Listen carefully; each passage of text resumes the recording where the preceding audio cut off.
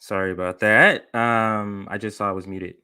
Welcome. Thank you for joining me on this Saturday. I guess for me it's afternoon. For some it's later. For some it's earlier. But thank you for joining me. I wanted to talk about some topics here.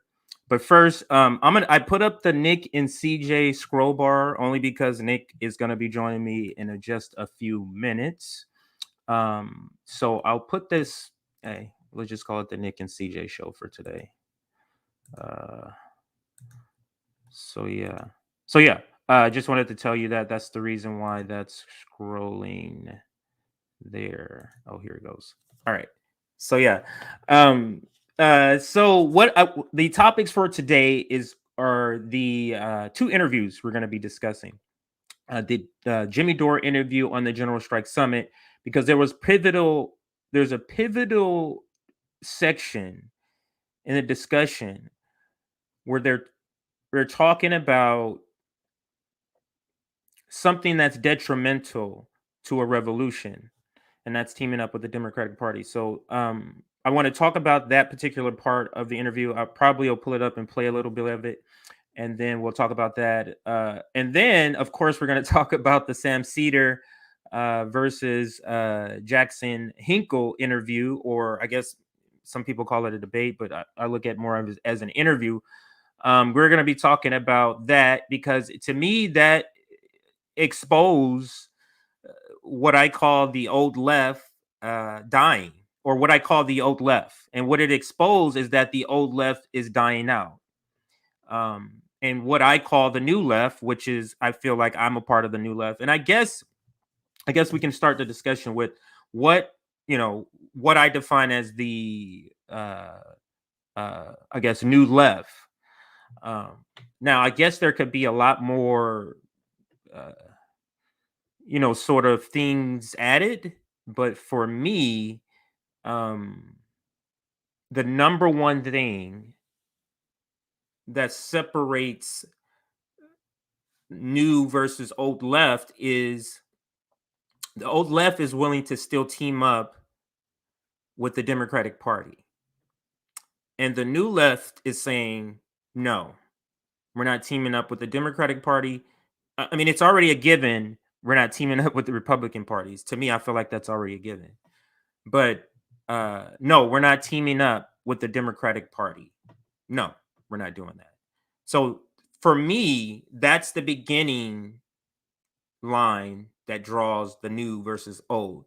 Like I said, there can be other, reasons added, other traits added to what makes a person, or yeah, what makes a person part of the new left. But to me, that's the part that makes someone lean toward being described as the new left. Because if you talk about the old left, and people who just think about the people. Now, I won't say who's in part of the new left yet, but just think about the people who are still maybe critiquing the Democratic Party, maybe critiquing the establishment. But in the end, they're still kind of going, well, there's nothing else we can do. Let's kind of just go ahead and go with the Democratic Party. They're still eventually doing the same thing, but they're mouthing the words that some of us are mouthing, some people who are part of the new left. And this is the part where people gets confused, in their audience in particular, and why there has to be sort of an attacking on both sides, and in particular an attacking from them, because just like liberals attack the left, um the old left will attack the new left because the new left seems farther left. They're no longer the furthest left point, if you get what I'm saying. Oh, I can hear my uh, daughter just get home, so she might break into the room. We're just chilling today, so I got a little bit of margarita today. um, I decided not to go into work. Needed a break. Let me see what everybody is saying in the DM. Uh, the RBN DM. Okay. I think Rome might be. I hope I'm not hyping this up, Rome, or giving away anything. But I think Rome is going to be going live tonight, I believe, because he's asking about who's going to be on. So I believe he's going to be going live. So maybe that's some information to drop. But anyway, but back to the topic. So the interview. So in defining what the new left is, I think that's of course, the starting point. Let me see if anybody has any comments about that. I'm sure some other people have some. Here we go. Hey, the term "new left" isn't new. It has been used since at least. Yes, he is absolutely right. And I don't think what's up, Nick? I don't think or at least I'm not saying it's a new term. But what I just want to begin to use this term, whether old or new, to describe what's happening, because you see the separation, and the pandemic kind of sped up a lot of things. And what's one of the things that pandemic sped up politically is the separation of people who used to kind of be in a coalition together, leftist coalition, a separation where there's still some part of the old left who's kind of saying, no, I'm still going to ride with the Democrats. And then there's a branch of us that's saying, no, that's not no longer working. We tried giving them a chance over and over, but now we're separating from that. And I think the pandemic sped that up. I think the Bernie Sanders campaign was the last hoorah we're going to have with certain segments of people who call themselves the left, because they're going to hitch their wagon to the Democratic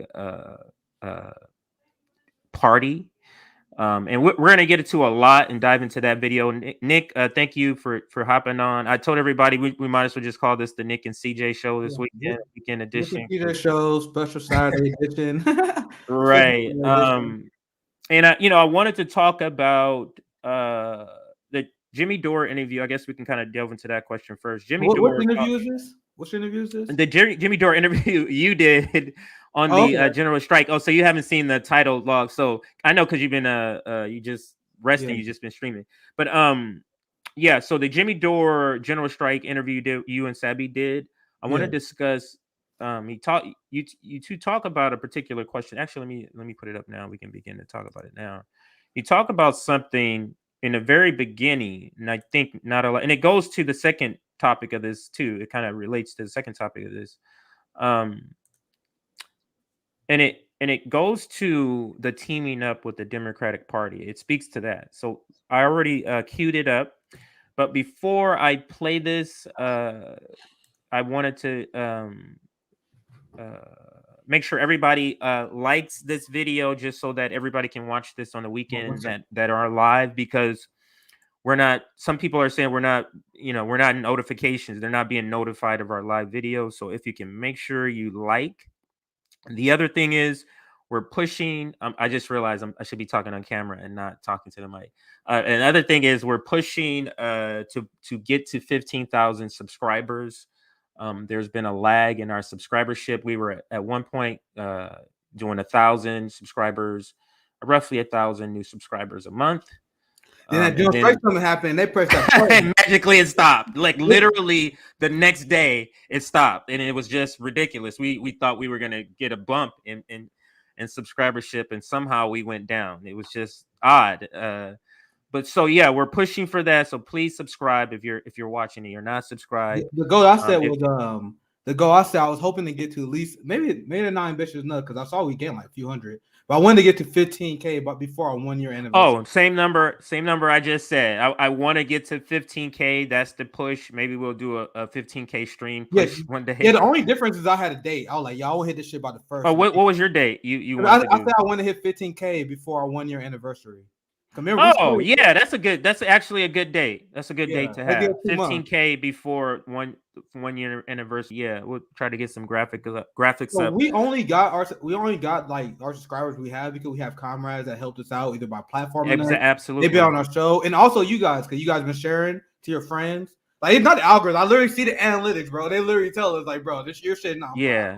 They Oh, you literally can tell us, clearly bro. tell. You can clearly tell. So thank you guys. Like for real, You like, can like you clearly guys are tell they're sharing. suppressing So this help channel. us Yeah. get to 15. But back to Yeah, back to you, absolutely. CJ.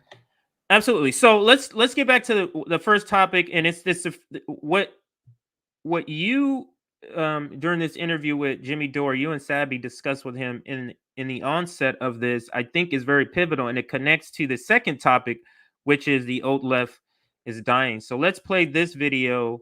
I think it's less than 2 minutes that we're gonna play of this section, and then we'll talk about it at the end. Start off. I want to ask you. Oh, sorry. Do you agree with that? Do you? Go ahead. Oh, that wasn't me. That wasn't me. Oh, that was a video. I heard your voice. Like, hold on. I was like, oh, okay, hold on, go ahead. All right, so my bad. Let's play the video because I wasn't watching the screen. All right, so let's play the video and then we'll talk about it at the end. Do you agree with that sentiment? What do you believe is the best route to change? Do you agree with their methods there?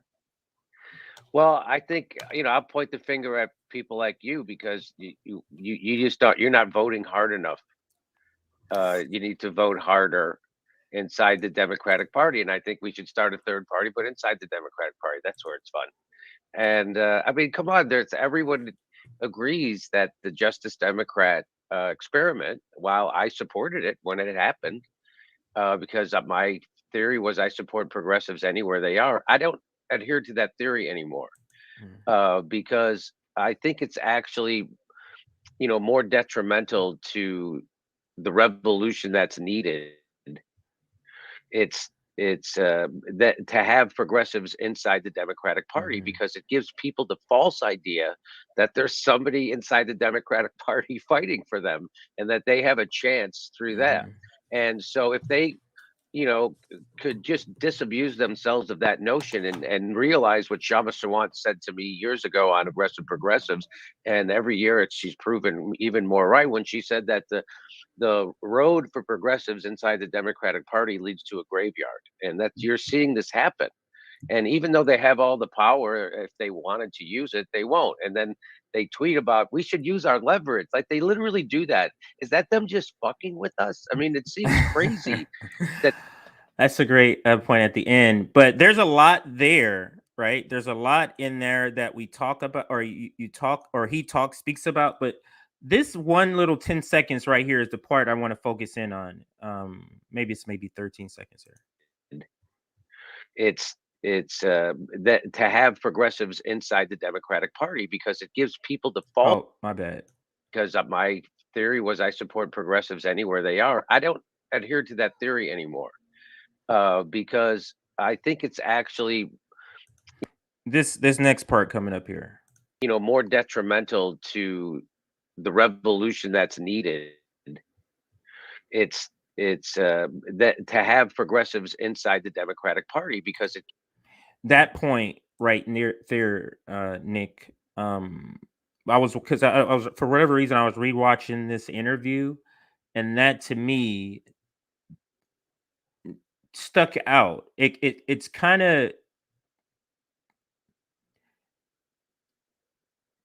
it's the same reason that, for example, the movement sort of died down when Donald Trump left office, or was when Joe Biden was elected. Some people kind of just went to sleep. You know what I mean? So in this case, Democrats joining the part of the duopoly, how much are they really going to be willing to attack that system, to attack the Democratic Party? I mean, look at the Squad. Look at their refusal, their hesitancy when the Democrats do something. They were supposed to put the party to the left, but they was pulled to the right. Exactly. I mean, voting for the Iron Dome, wouldn't you consider them being pulled to the right? I would consider that being pulled to the right. I just covered literally on the last live stream how Joe Biden is using the CARES Act to fund the police more.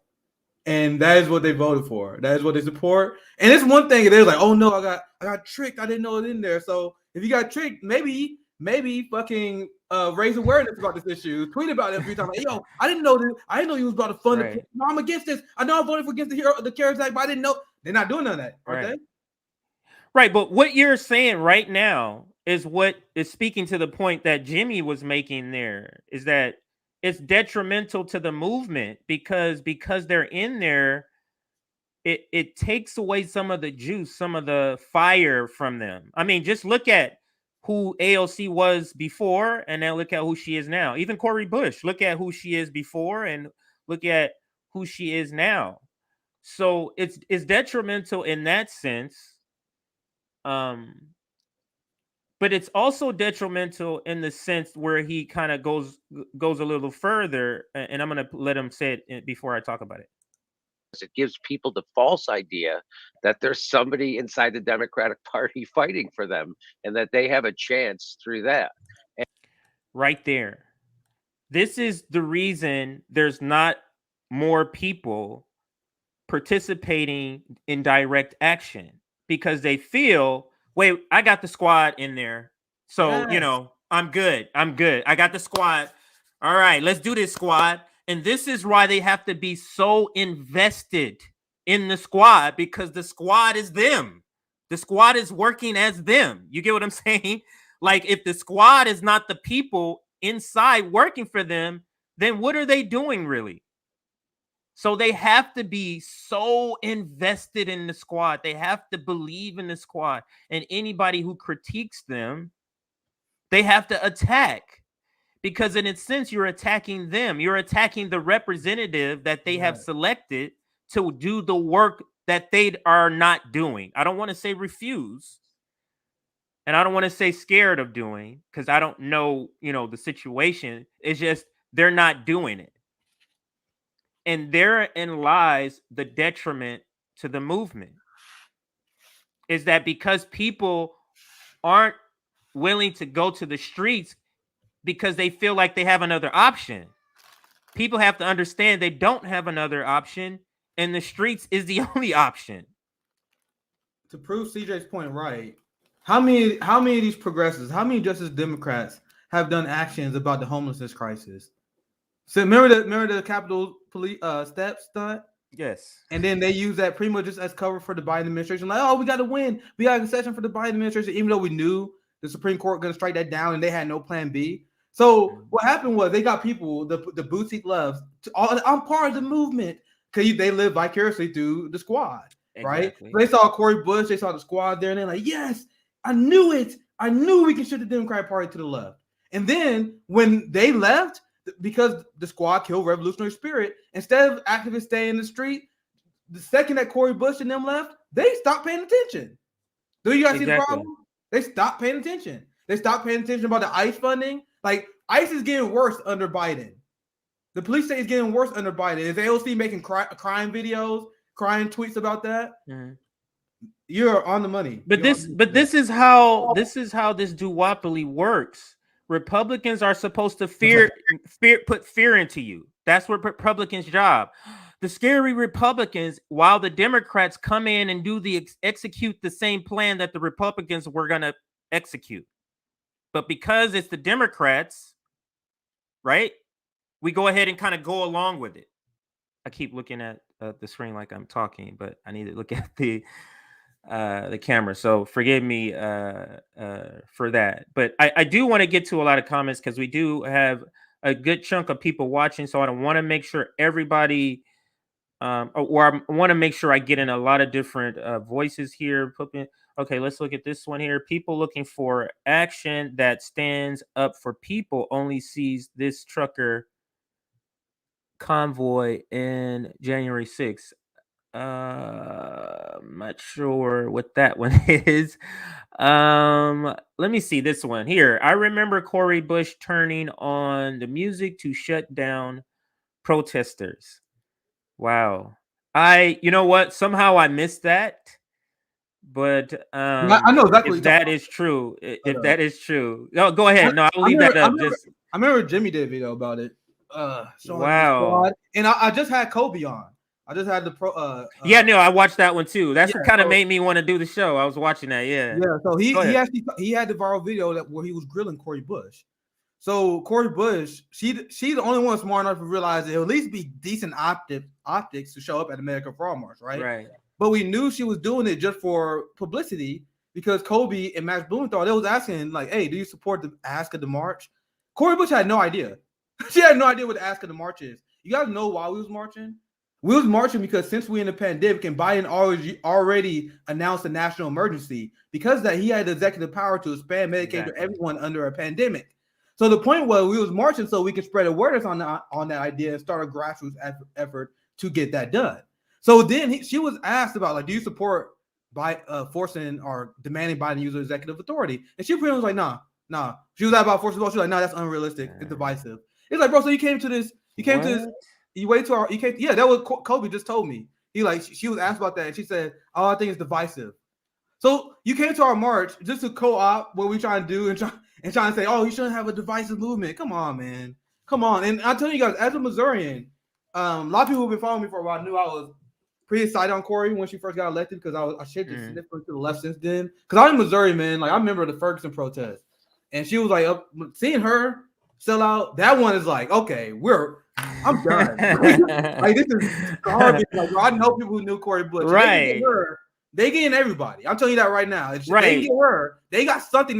There's something they tell them. The influence is too strong. Something. This is what I always say. It's something that is told or something that they see. Something happens that makes these once strong-willed activists like cower to Mama Bear. And I don't know what it is yet, but I see it. But another thing he says in the video is the road. He's quoting somebody else, but the road for progressives. He's quoting I forget her name in Seattle, the Seattle Socialists. Yes, he's quoting her. He was quoting her in an interview saying that the road for progressives in the Democratic Party leads to the grave. Yep. And one thing about Cori, just to show you guys how hard she sold out. She went from being an activist. She was literally a nurse. She was a nurse who was an activist. She went from that, and now she's scared to talk to activists. And that was Kobe was telling her when the activists was talking to her. Once they realized they wasn't sycophants, because if you were sycophants, you was talking to the squad. They let you talk to them all day. But once they realized that he was a reporter asking her tough questions, I don't want to hear it. So you went from being, and this is why it was disappointing, because if you're in Missouri, you're an activist. You knew Cori Bush was like on the front line. She went from being a frontline activist. Now she don't want to be seen with y'all. She'd rather be in her cocktail parties with Nancy Pelosi, making deals with Hakeem Jeffries.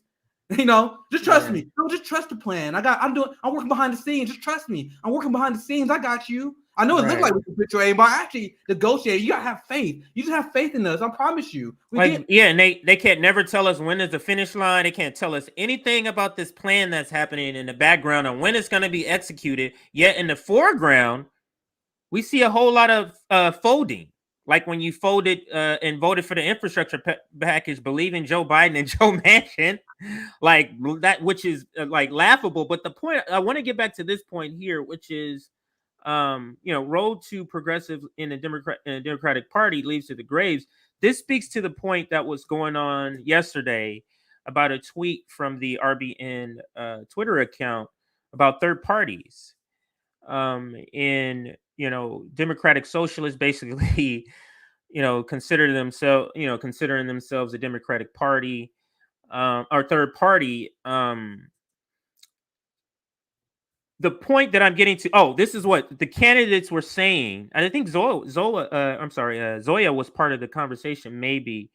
The point that was being made was that they wanted us to accept some Democratic socialists or some people running as Democrats, but they're strong progressives into our third party summit, or the summit that I've been wanting to do. And,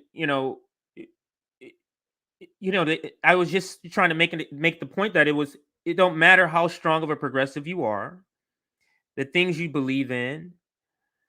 Politics is not really about individual beliefs. Politics is about the team beliefs.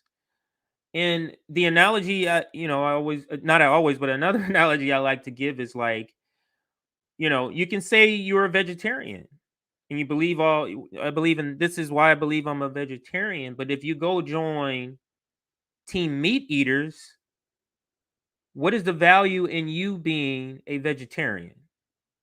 There is no value in you being a vegetarian, because the team's views is what you're running with. So I get there's great people running as, Democrats, because that's their only option. There's one guy on Twitter. He always, he's a great guy. He tweets. I think his name is Liam. I forget his last name.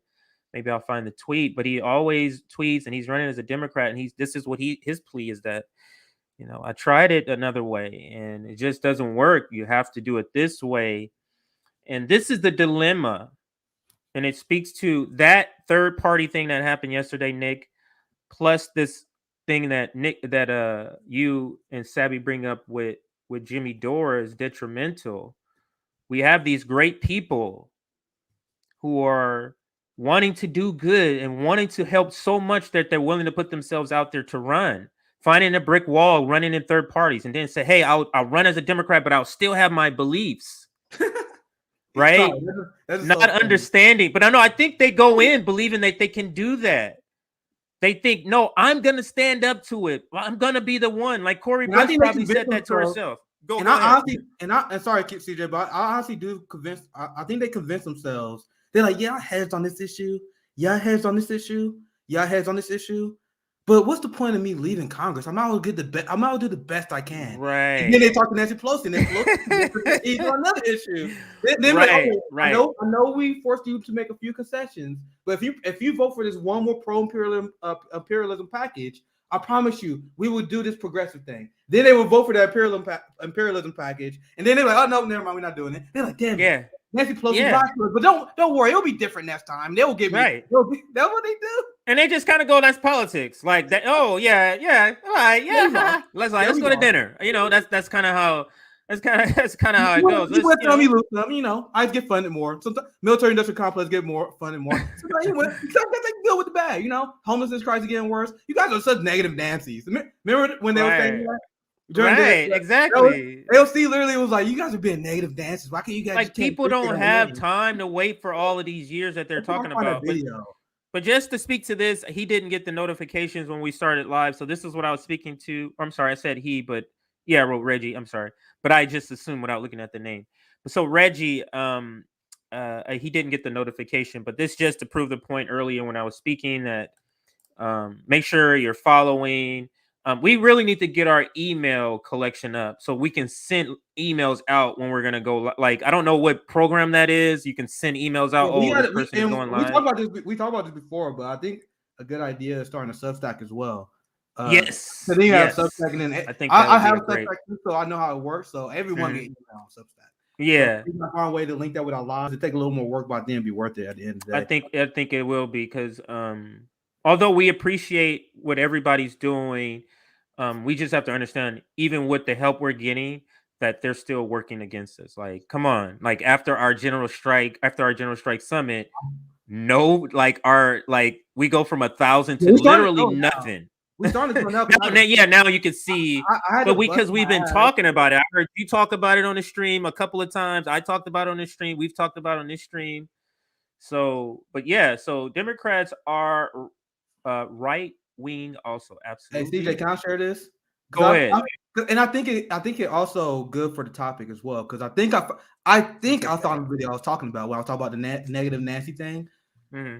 I hope this is. I think I found it. I just did a quick search, but you guys know how absurd it is for a public official to be like, "Oh man, calm down. Well, you guys just take the win."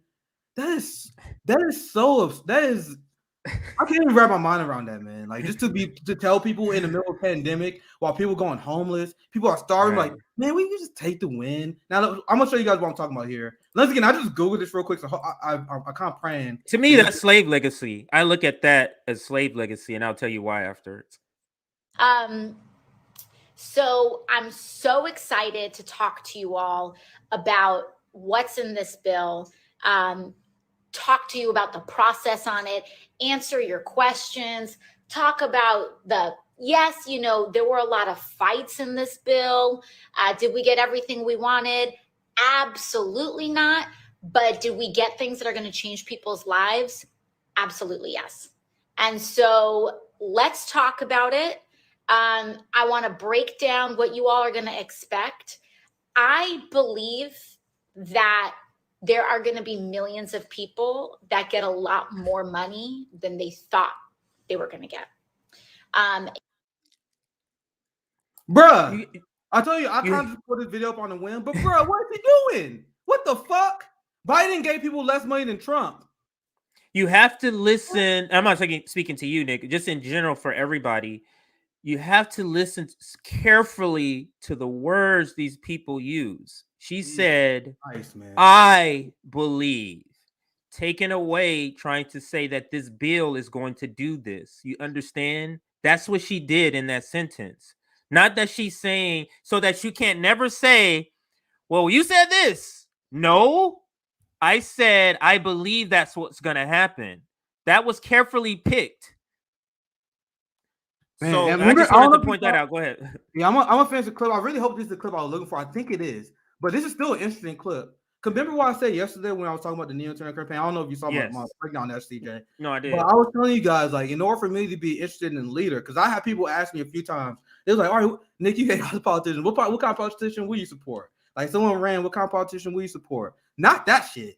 That's for goddamn sure. I'm looking for a Malcolm X. I'm looking for a Fred Hampton, and honestly, I'm looking for a Rome too, because I'm tired of this fake, happy-go-lucky, fake positive bullshit. And I want you guys to keep this in mind as you watch this video, because that's why I broke down and when I watched Tina Turner. Bro, we are in a point right now where the American people are fucking angry.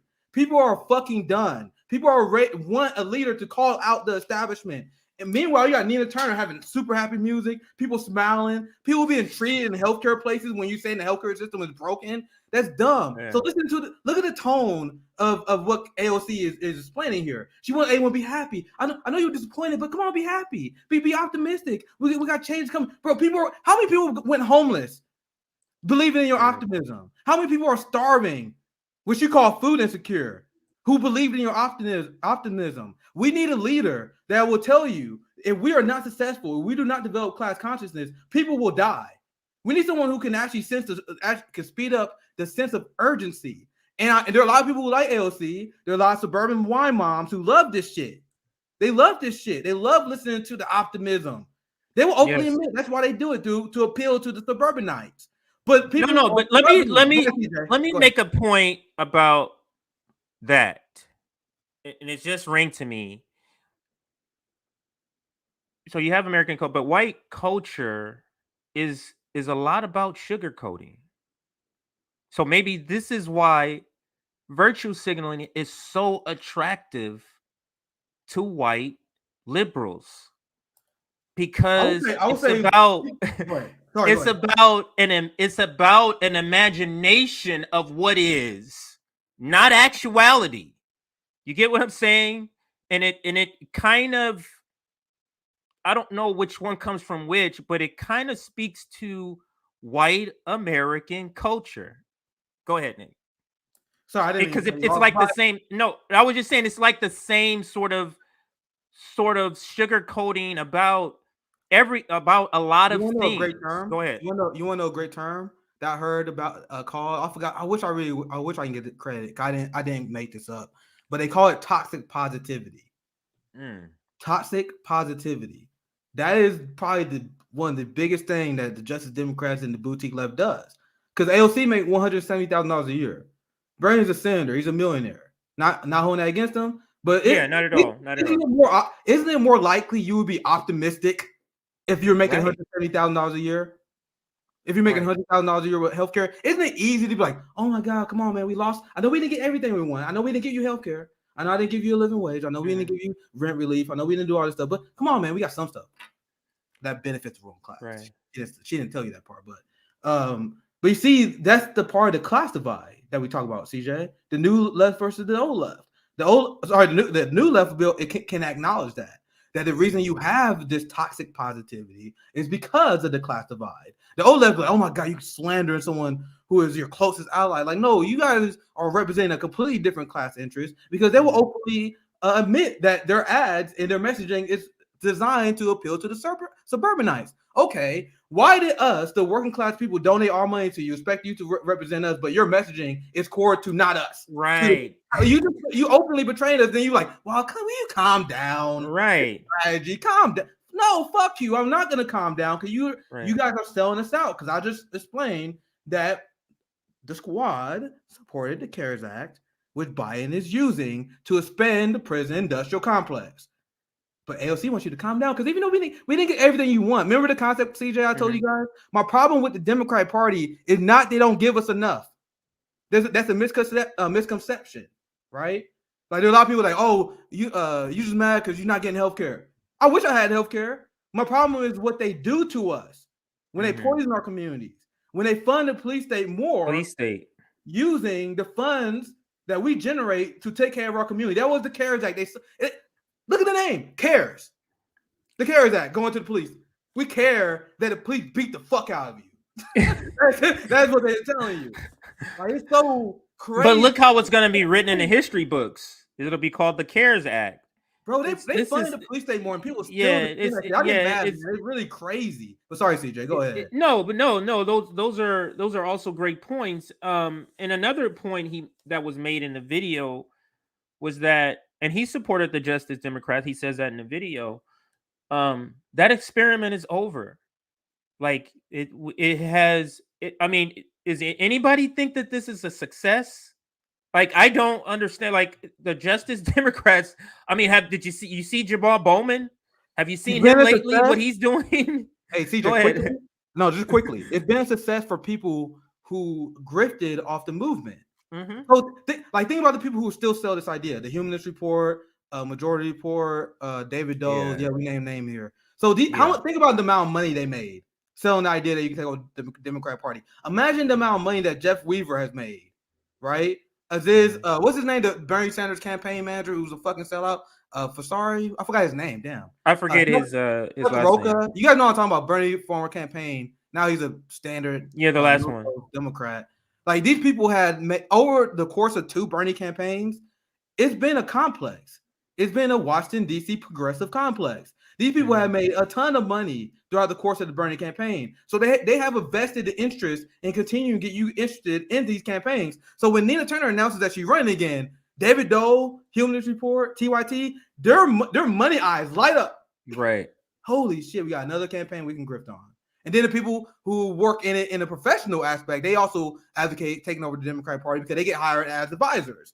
And then they also be on Jacobin. They write articles about how we got to go to the Democratic Party because they get jobs. Like, part of the complex. You guys don't understand. We don't get like people like we're not trying to fucking grift on the Justice Democrats. We're not trying to grift on Democrats and Republicans. We started the channel because we're gonna say what we want and we see where the chips fall, right? But they actually have a vested interest in pushing the Justice Democrats. They can't abandon at this point. They 5 years deep. They're 5 years deep. But CJ, sorry, go ahead, man. I don't want to be too. No. That's good. It was a lot in there. I wanted to address. So let me just. That's the guy right here. The dude I meant, Faiz Shakir. Oh yeah, is that how you say his last name though? Shakir? Yeah, I think I believe so. I'm not trying to make a joke of his name, so I apologize if I say it wrong. I'll quickly before I want to get to the super chat. Thank you, Alexander, for $2. Say no to hopium. Hopium not even once. Hopium gets people killed, man. I'm dead honest. Like, if you got hopium, you don't know the harsh realities. If you don't know the harsh realities of the police state, how are you gonna prepare for it? Hopium is having so much hope to it's a bad thing. Or what is the definition of hopium? Do you know? It's people who just, once again, it's kind of another way to say toxic positivity. Like, you hope no. Probably a better way to explain it. You know the term copium, where people like you got cope. It's like this antonym of that, right? Whereas like instead of coping with something, you hoping for shit so strong, you strongly believe. They strongly believe they'll take over the Democratic Party. Like the people who believe but it's almost like wishful thinking because it's not a reality that it's going to happen. Yeah. It seems like that word kind of has that connotation.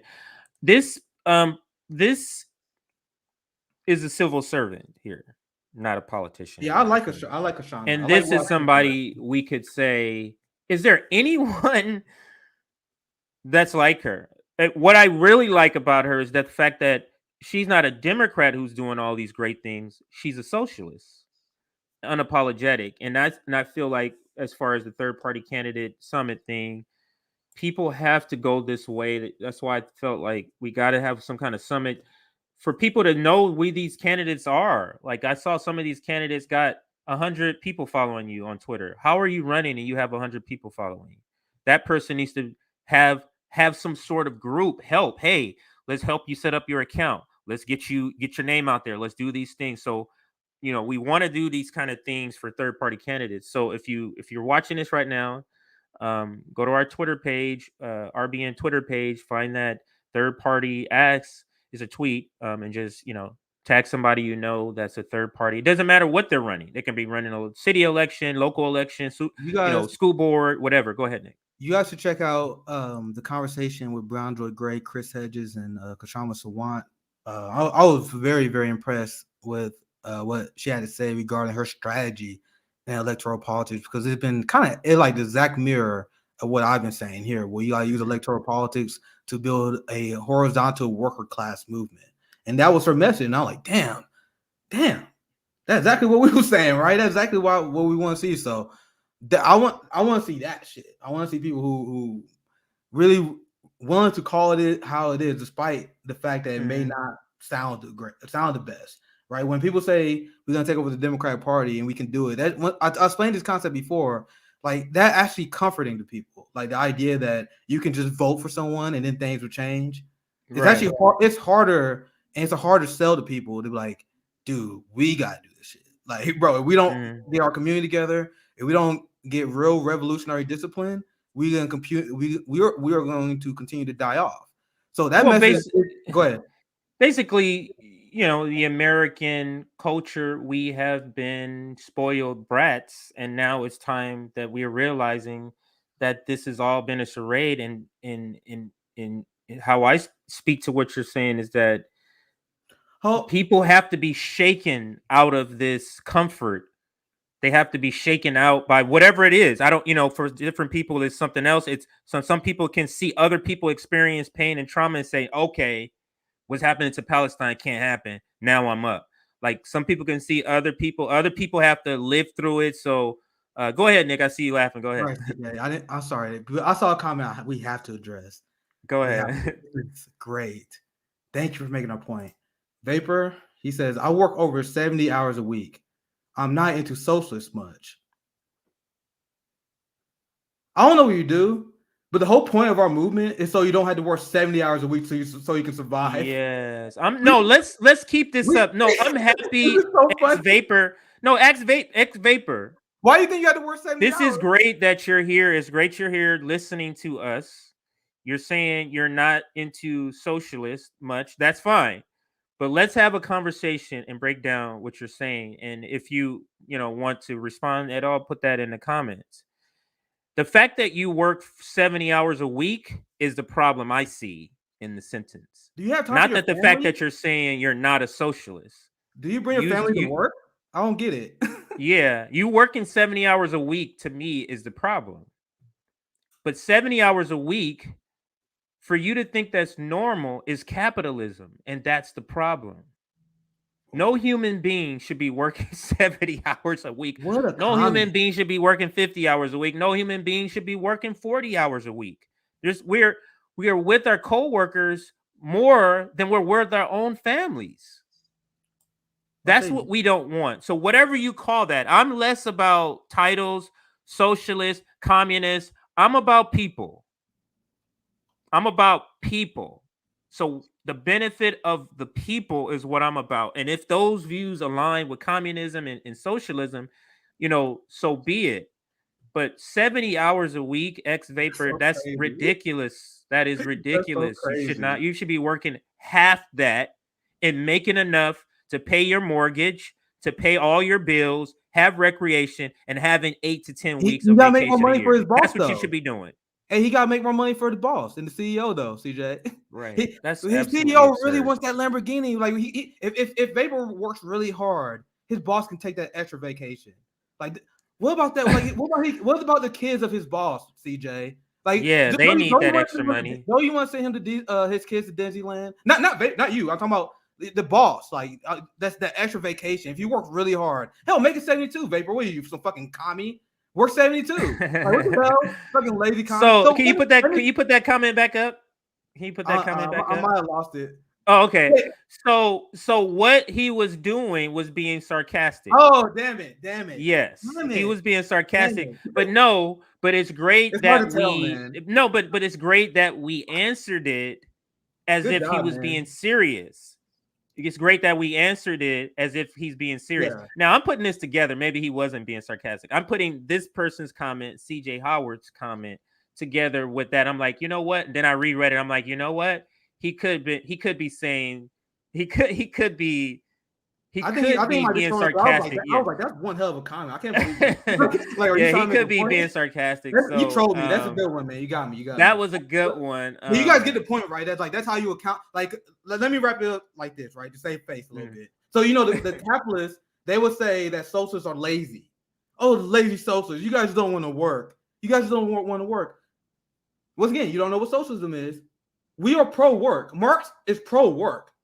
We want to be paid our fair labor value. You get the difference? I want to work, and I want to take pride in my work, but I don't want to work just to make my boss take another extra vacation, because that's where the extra hours is going. Are you to be clear? So I don't know if he was joking or not, but that's how you respond to capitalists saying, "Oh my God, socialism for lazy people." No, I want to be paid my fair worker value. Simple, but sorry, CJ, back to you. No, but I mean, just think of the concept. All of this, all roads lead back to slavery. Let me lead you back. So I'm sorry. What was the comment you just said? He said the last thing you just said. I don't know, but I think he got trolled. I think he trolled the shit out of it, but that was good. But I think that was a good conversation, though. Yeah. I see people saying, I see some people in the comments like, it's obviously been sarcastic. Like, guys, bro, I've been streaming for 2 years. We see dumbass shit. Yeah, no. It's hard to tell. Yeah, we don't write these down. Maybe we should start. If we had a producer, they could probably take note for a lot of this stuff. But I lost the point that I was gonna make, but I do feel that it's gonna coming back. 70 hours to a week sounds like you're a wage slave. Yeah, that's complete wage theft. Complete wage. There's no way you're making what you should be making working 70 hours a week. There's no way that's possible. And everything if people would just understand everything we hear, we read in books about socialism, communism is coming from a capitalist who don't want you to understand socialism, communism. Because the capitalist is about keeping all the money to themselves. Socialism and communism is about not having that.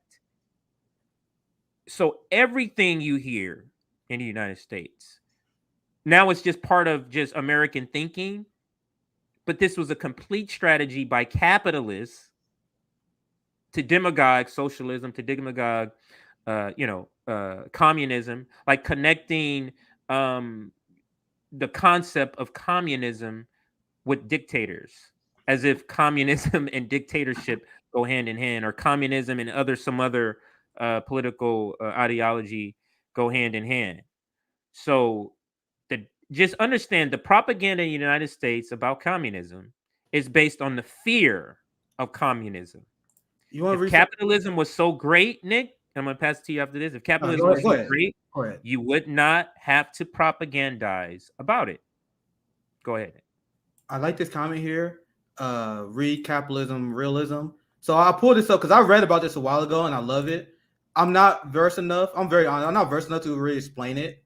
So let's dive into the theory here. Because I read it a while ago, just trying to get some more information on this. So Capitalist Realism, Is There No Alternative? Is a 2009 book by British theorist Mark Fisher. Explained the concept, the widespread sense that not only is capitalism the only viable political economic system, but that is now also impossible to even imagine a coherent alternate to it. So the idea is like, the reason why people don't push too far to the left, they can't even possibly imagine a society that capitalism doesn't live, that capitalism doesn't.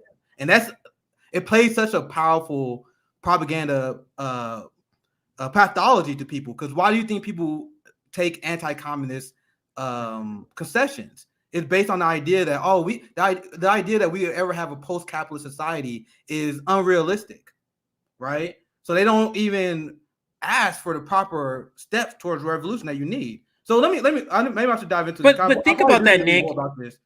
But think about that. Yeah. It's unrealistic, even though as we see it, it is terrible. Think about the conditioning for you to do that. Where you're saying it's unrealistic, not you, but people, they're saying, oh, it's unrealistic that, you know, can I throw this quote in real quick? Go ahead. This is what I'll pass right to. You said, according to Fisher, it is easier to imagine an end to the world than it is to end capitalism.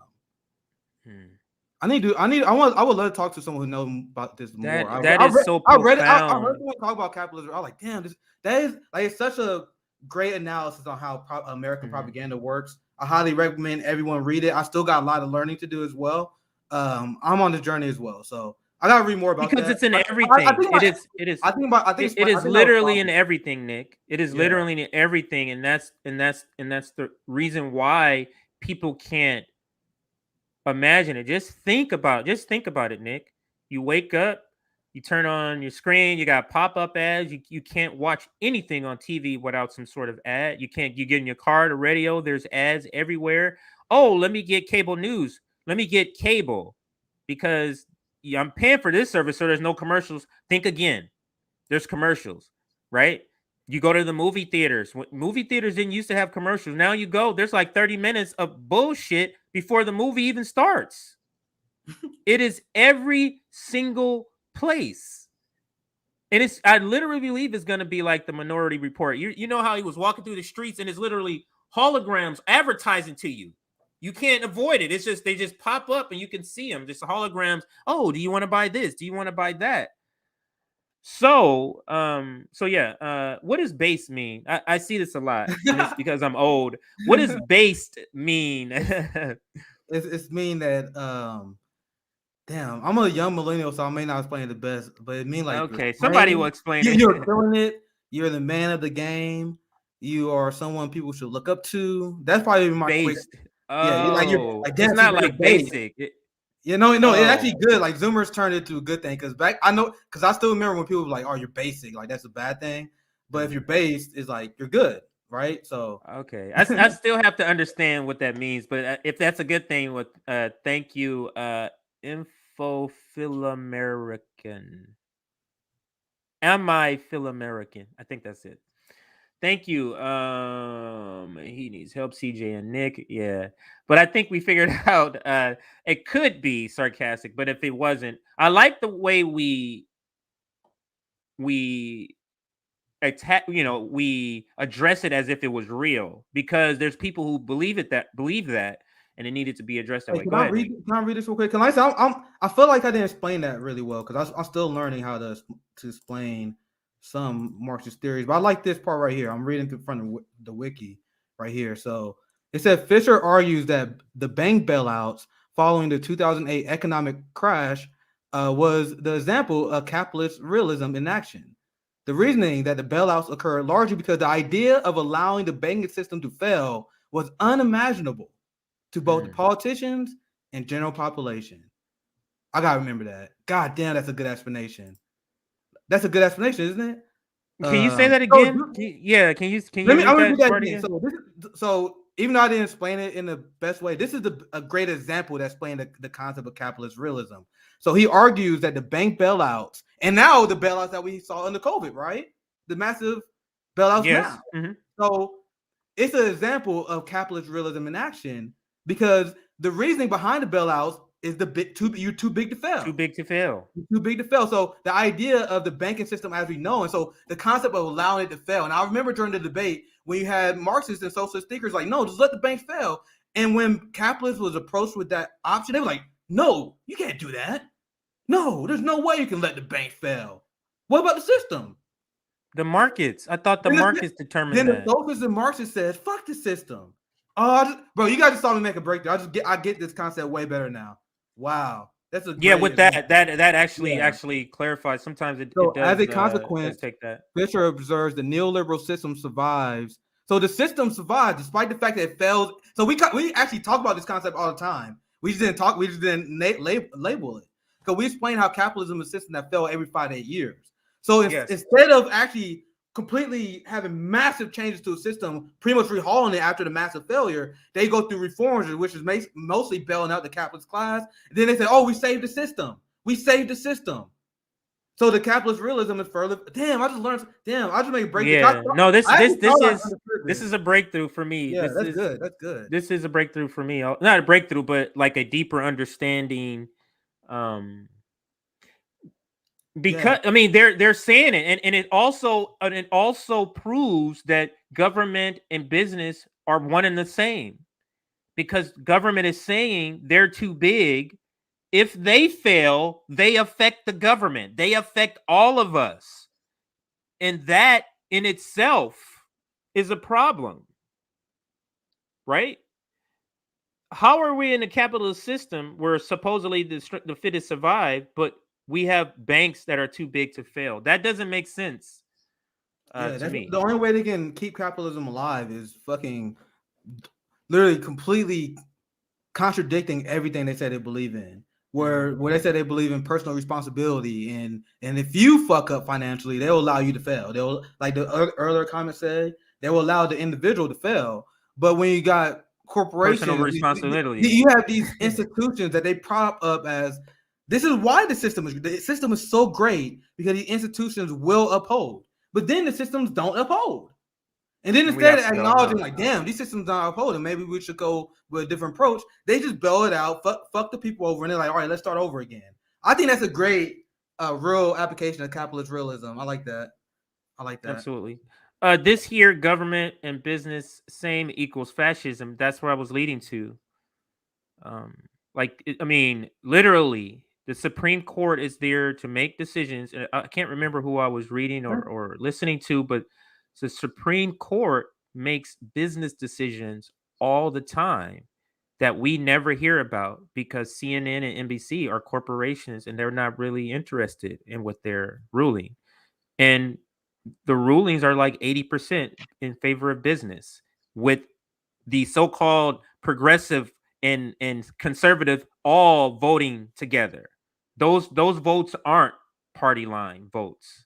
So go ahead, Nick. Sorry, CJ. But I saw some people I don't want to call anyone out individually, but maybe they're capitalist, but they say no, that's socialism. What corporate bailout? I see a few comments say that. No, it's not. No, it's not. Bailouts, corporate bailouts is a capitalist construct. The socialist take on this will be nationalizing. Like, instead of giving giant corporate bailouts where CEOs make millions of dollars after the bailouts, the socialist response, like, all right, let's not. No, you failed. This is a crucial institution that we need to keep, so we're gonna nationalize it. Just to be clear. Actually, let's see what this one says here. Socialists would bail out the people. Capitalists bail out the banks and the wealthy. That is exactly the point. Just imagine, Nick. Just think of that. Why couldn't American homeowners get a bailout? Just think of that. What was stopping? What? Like, just add a couple of trillion into the bill, have them bail out. Everybody's bailed out. Why is it that corporations and not the people can be bailed out? Yeah, but yeah, I'm glad. That's the point. That's what we try to do. And like I said, I'm not perfect, because I to be honest, I think I messed the definition of capitalist realism up. But you see, it's a process. Like, we gotta continue to learn. And because I was one of the people that used to say, "Oh, bank bailouts is socialism." Like that's I used to fall for it too. But then you learn, like, that's the real, like, socialism isn't when government does stuff, guys. That's not socialism. I used to make that same mistake too. About worker power. That's something that's okay. We got to put when we have these conversations, Nick. We always, not always, but sometimes we go, you know what? That's something we got to put on the list of education that we need to keep. We need to do a couple of episodes of addressing what is socialism, what, you know what I mean? Because people are, We're just assuming we're all operating on the same definition, and we're not. Clearly, we're not. So that's something we need to. Yeah, that's something we need to talk about so that we can all be on the same page. There's an understanding. I don't know who we can bring on. I still got a lot to learn, guys. I do want to emphasize that. I told you guys I've only been maybe a Marxist for maybe 2 years, but I because I talk, I want to make sure I know what I'm talking about. So I try to do my best to read and that kind of stuff. But it's a process for everyone, right? So it's important to know that corporate bailouts, that's a capitalist approach, and like the other comment said, it's up to interpretation, because I've seen some Marxists say that bailouts, like there's some people that say, oh, this is a crony capitalism going on.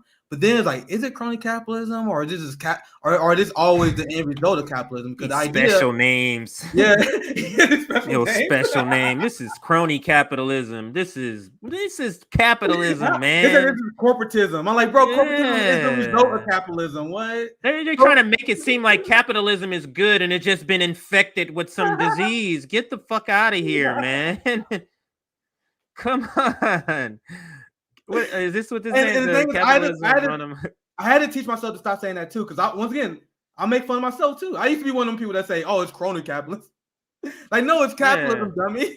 Yeah, I'm laughing at myself too, guys. Like, I kind of feel that way when they do the conservative Democrat, corporate Democrat, progressive Democrat. Like, really imperialist. Like, think about that and substitute Democrat with the word imperialist. Can you be a progressive imperialist? Can you be, you know what I'm saying? Like, really, is it really a difference between a progressive imperialist, a corporate imperialist, and conservative imperialist? Like, really, what's the difference? Yeah, we got to bring on Caleb. Thank you for the super chat. He's the one who wrote that piece and did the expose exposing the fact that BreadTube, one of the biggest UK BreadTubers who were pushing like false like state narrative on COVID that was proven debunked.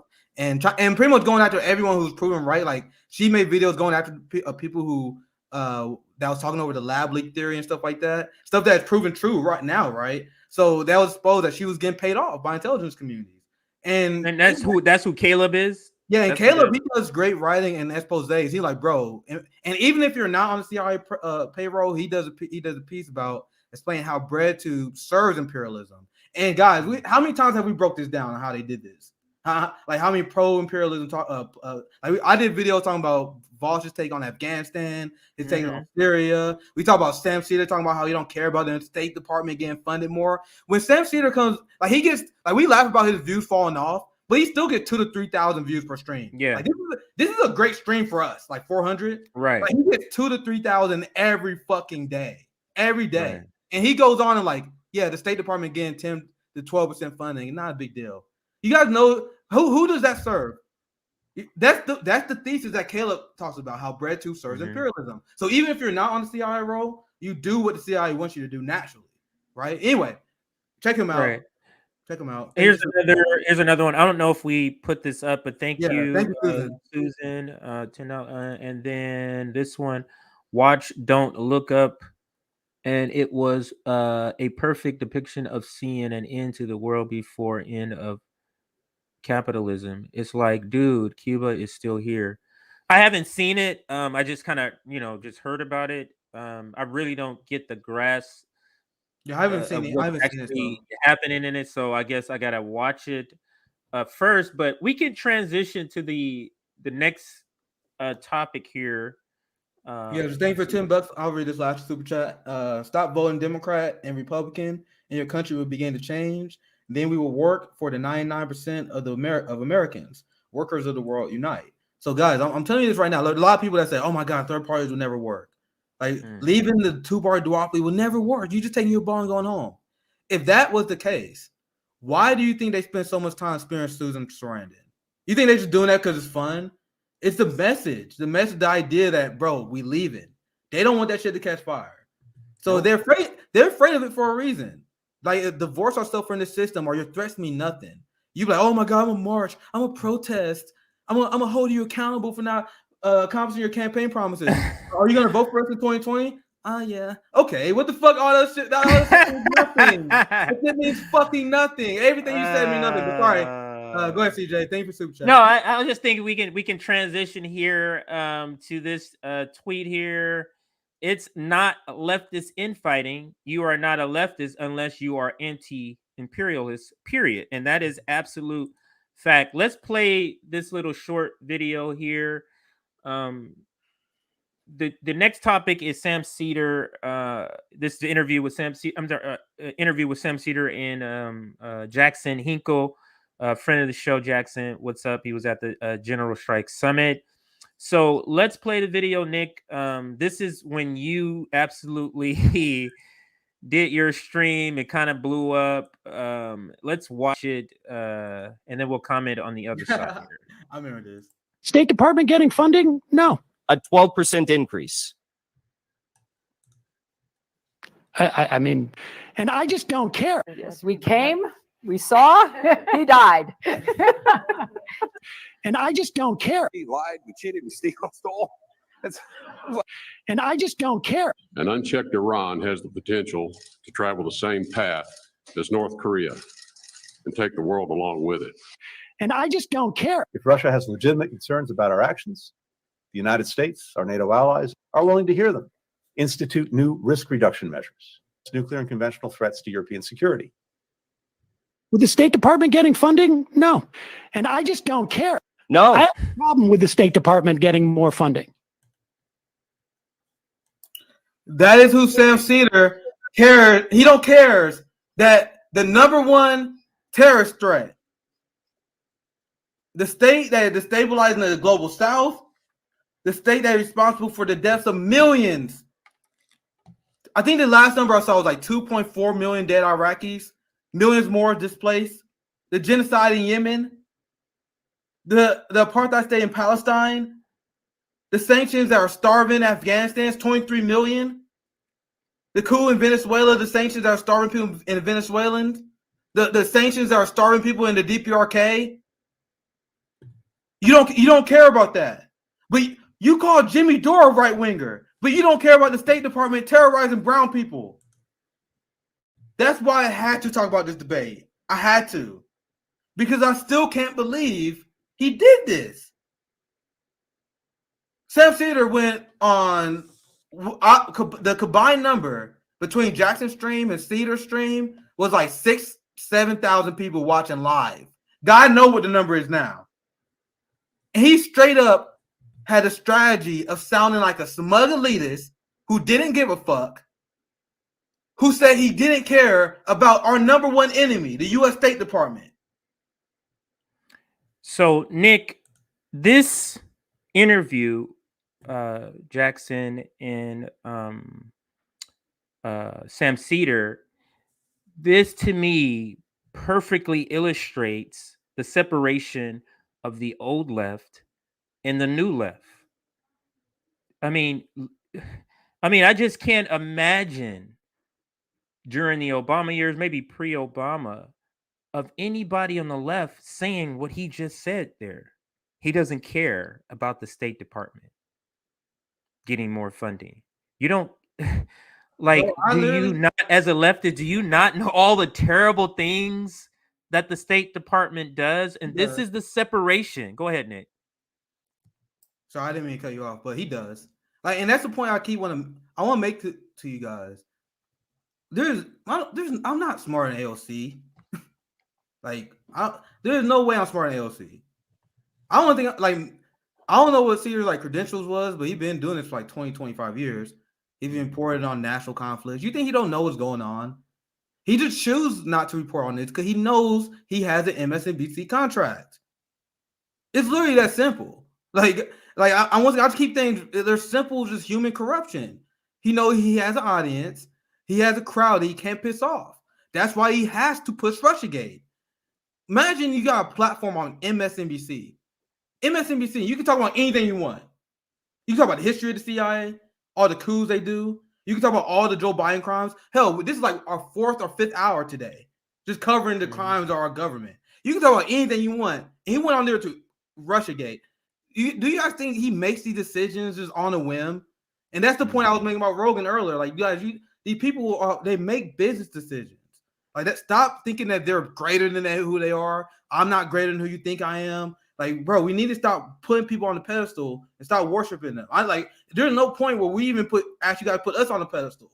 Like we told you guys, this is a horizontal movement. Like we just happen to be blessed with this platform. So when you see this shit, when you see him sheep herding people and telling people they're not, like that's the point I was making the video. I can't believe he even said that, because that's the quiet part out loud. Mm-hmm. So when I do videos talking about how BreadTube is weak on the imperialism, when we say that Sam Seder is an imperialist, and then he go out and say, I don't care about the State Department getting more funded, like that's proving us right in every sense. Like when I say the progressive movement sold black people out to the police state, when he don't care about the squad funding the police more, when you don't care about that stuff, I'm like, bro, that says a lot. And you can say that it says that, but think about that. If he doesn't care about the police, the State Department getting more money, do you think he's going to care about police brutality? Do you think he's going to care about, ending qualified immunity? Like, the point I'm trying to make, this is, and you said this before, this is why FHL at the time and now RBN was such a shock to leftist conversation, because leftists have so used to hearing rich white liberals pontificate on leftist ideology based on not anything they've experienced. So they can only speak to their experience. So how can they speak to police brutality? How can they speak to how police brutality can be fixed? This is if we talk about defund the police, for example, why isn't most rich white liberals for that? It doesn't affect them. They aren't profiled. They aren't pulled over. So it's like we have people leading us that has the mic. They have the biggest mic speaking, but they're not the ones that should be leading us. Go ahead, Nick. That's kind of the other point. There's so much unserious shit. That's kind of like the theme we talk about, the serious conversation about unserious people, because there's so many people that just straight up abuse the Overton window and what it means. On my live stream, I explained how I use like a global perspective on the Overton window. Meanwhile, there are people who use leftism as a moral virtue, as a way to virtue signal. So they view leftism not as anything to do with political ideology. They view it as whether you're a good person or not. So you have Sam Seder, and this is my point I'm making. Sam Seder supports increased funding of the State Department. They don't care about the police getting more funding. Guys, what do you guys think being a right winger entails?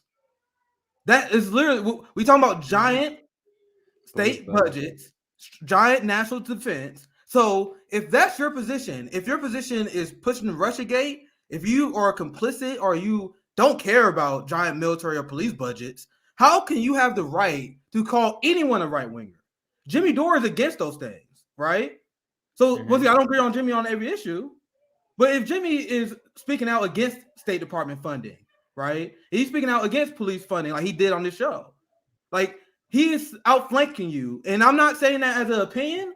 I'm saying that that's literally based on the empirical evidence. When he speaks at the General Strike Summit, when he speaks on behalf of Medicare for All, that is literally the objective truth that he is to your left. So my point is, Seder says people to his right because he thinks people to his right are people who disagree with him. And this is a trend. This is a trend among progressives. So the analysis that I just did, that has nothing to do with whether he think you're a right winger or not. There are people that are for giant police budgets. There are people who voted for Joe Biden who call me a right winger. They don't call me a right winger because I'm to the right. They call me a right winger because I didn't vote the same way they did. You see the bastardization of the Overton window, and Sam Seder is guilty of this. Guys, I'll remember the original point, but I'll pass right back to you, CJ. No, I get that. I didn't understand this. It says Hassan Puker. Yeah, I don't know who they is, but they are part of the analysis because they're not. Those are people who don't care about increased police funding, increased military funding, right? Right. So if you're not standing up to this stuff and you pushing Russiagate, you putting a pro-war narrative, Like you can't say you're a leftist, and you can call me a gatekeeper, I guess. But my gape is really low. I explained this. My gape is low. Nick, what do you think a leftist is? I think if you're anti-capitalist, you're anti-imperialist. I think you're a leftist. That's a pretty goddamn wide gape. That's a big gape. You can jump over. So if I'm a gatekeeper, I guess. But if you're not anti-imperialist, if you're going on MSNBC and pushing Russiagate, if you're saying you don't care about the State Department getting more funding, that is not J.H. Jackson Hinkle. Based on the comment, how can you call other people right wingers? They do it because they think leftism is a moral virtue, and they see, oh, you're anti-vax, you're moral virtue, so you're a right winger. Go ahead. The moral virtue part connects to what we were talking about earlier about, white American culture. Kind of just everything is sugar coated. It's all kind of like.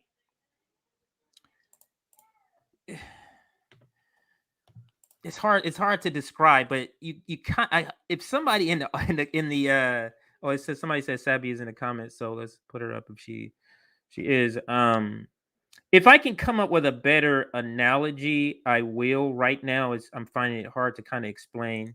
Let's see this one. David Pacman looks like a police sketch of a school shooter. Of all the. Is he a liberal? I guess you can call him a liberal. Of all the liberals, it's funny because he hates my guts, so that's funny. Yeah, all of them, he's the one I hear the least about, and I don't know why. Like, I don't hear about his streams. I've never hear nobody clips his videos and said, "Look what he said." Like, I never hear about David Pacman. He was one of the people. Oh shit! No, I'm thinking about. Sorry, I fucked up. I think about David Dole. David Dole's the one who did the diss track on Jones Strike Summit. Yeah, David Pacman. David Pacman is like so far off my radar. Like he's literally. Yeah, I don't know who watches him, but I mean, I guess people. He kills it though. He got like 2 million followers on Twitter, doesn't he? Yeah, people. That's what I'm saying, but I just don't know anybody who claims. If somebody watching us, watches him, let us know. There was Sabby. What's up, Sabby? He wants to continue to have access to Congress. That's why he won't grill the squad. That is a absolute great point by our sister, our comrade, Sabby, Sabrina. I like to call her Sabrina. I just like the name Sabrina. That is absolutely a great point. And I'm going to go back to this. This is the reason why we can't have rich liberals who have MSNBC contracts leading leftist movements, speaking to leftists as a person who's giving advice, because he's given advice as a person who's still connected to the system, as a person who has a financial investment in the system. How do you think he's going to speak about that? And another thing, what does Sam Seder do besides just talk? Does he provide any solutions? Does he say, hey, audience, everybody, go march over here, go do this, go do that? Does he do any of that? Does TYT do any of that? Does David Pacman? Does David Dole? I don't follow them. The humanist. I'm just saying. I don't follow them too close, guys. But I will say this for goddamn sure: they wasn't at the Medical Fraud March, and they wasn't at the George Floyd protest. So that's 0 for 2. Right. 0 for 2. So right. You got things like, if you think we were being too hard on them, how hard is it to go out on the street for George Floyd? Right. If I'm wrong on any of them, let me know. But as far as I know, I didn't see it. And I know for goddamn fact they wasn't for the Medical Fraud March, because they all smeared it because they have Jimmy Dore derangement syndrome, because they are deeply unserious people. But just think about that, Nick. What are all these people doing? Let's just give them the benefit of the doubt. Let's say they're giving a great critique of the system of the Democrats, but then they're just saying, let's get more progressives in that system that we're saying is terrible. I don't understand. How do you go and call them imperialists, and then you turn around and say, go vote some more people into the system, into that system? So what I'm basically saying is, it's almost like the 2020 election, Nick, did something to the old left as far as the media left. It flipped them to liberals completely. Like, all of them was kind of going that way, but it kind of just, it was a complete flip. All of them said, after he's elected, we're going to go back to critiquing him. I don't see any quality critiques of the Biden administration. I see praise videos. I still go back and look. Let me see, if David Dole has done something, critique, Joe Biden lately. At least not titled. He does talk about some things here and there, dug in some videos, but it's never in the title. Or rarely in the title. I'm not gonna say never.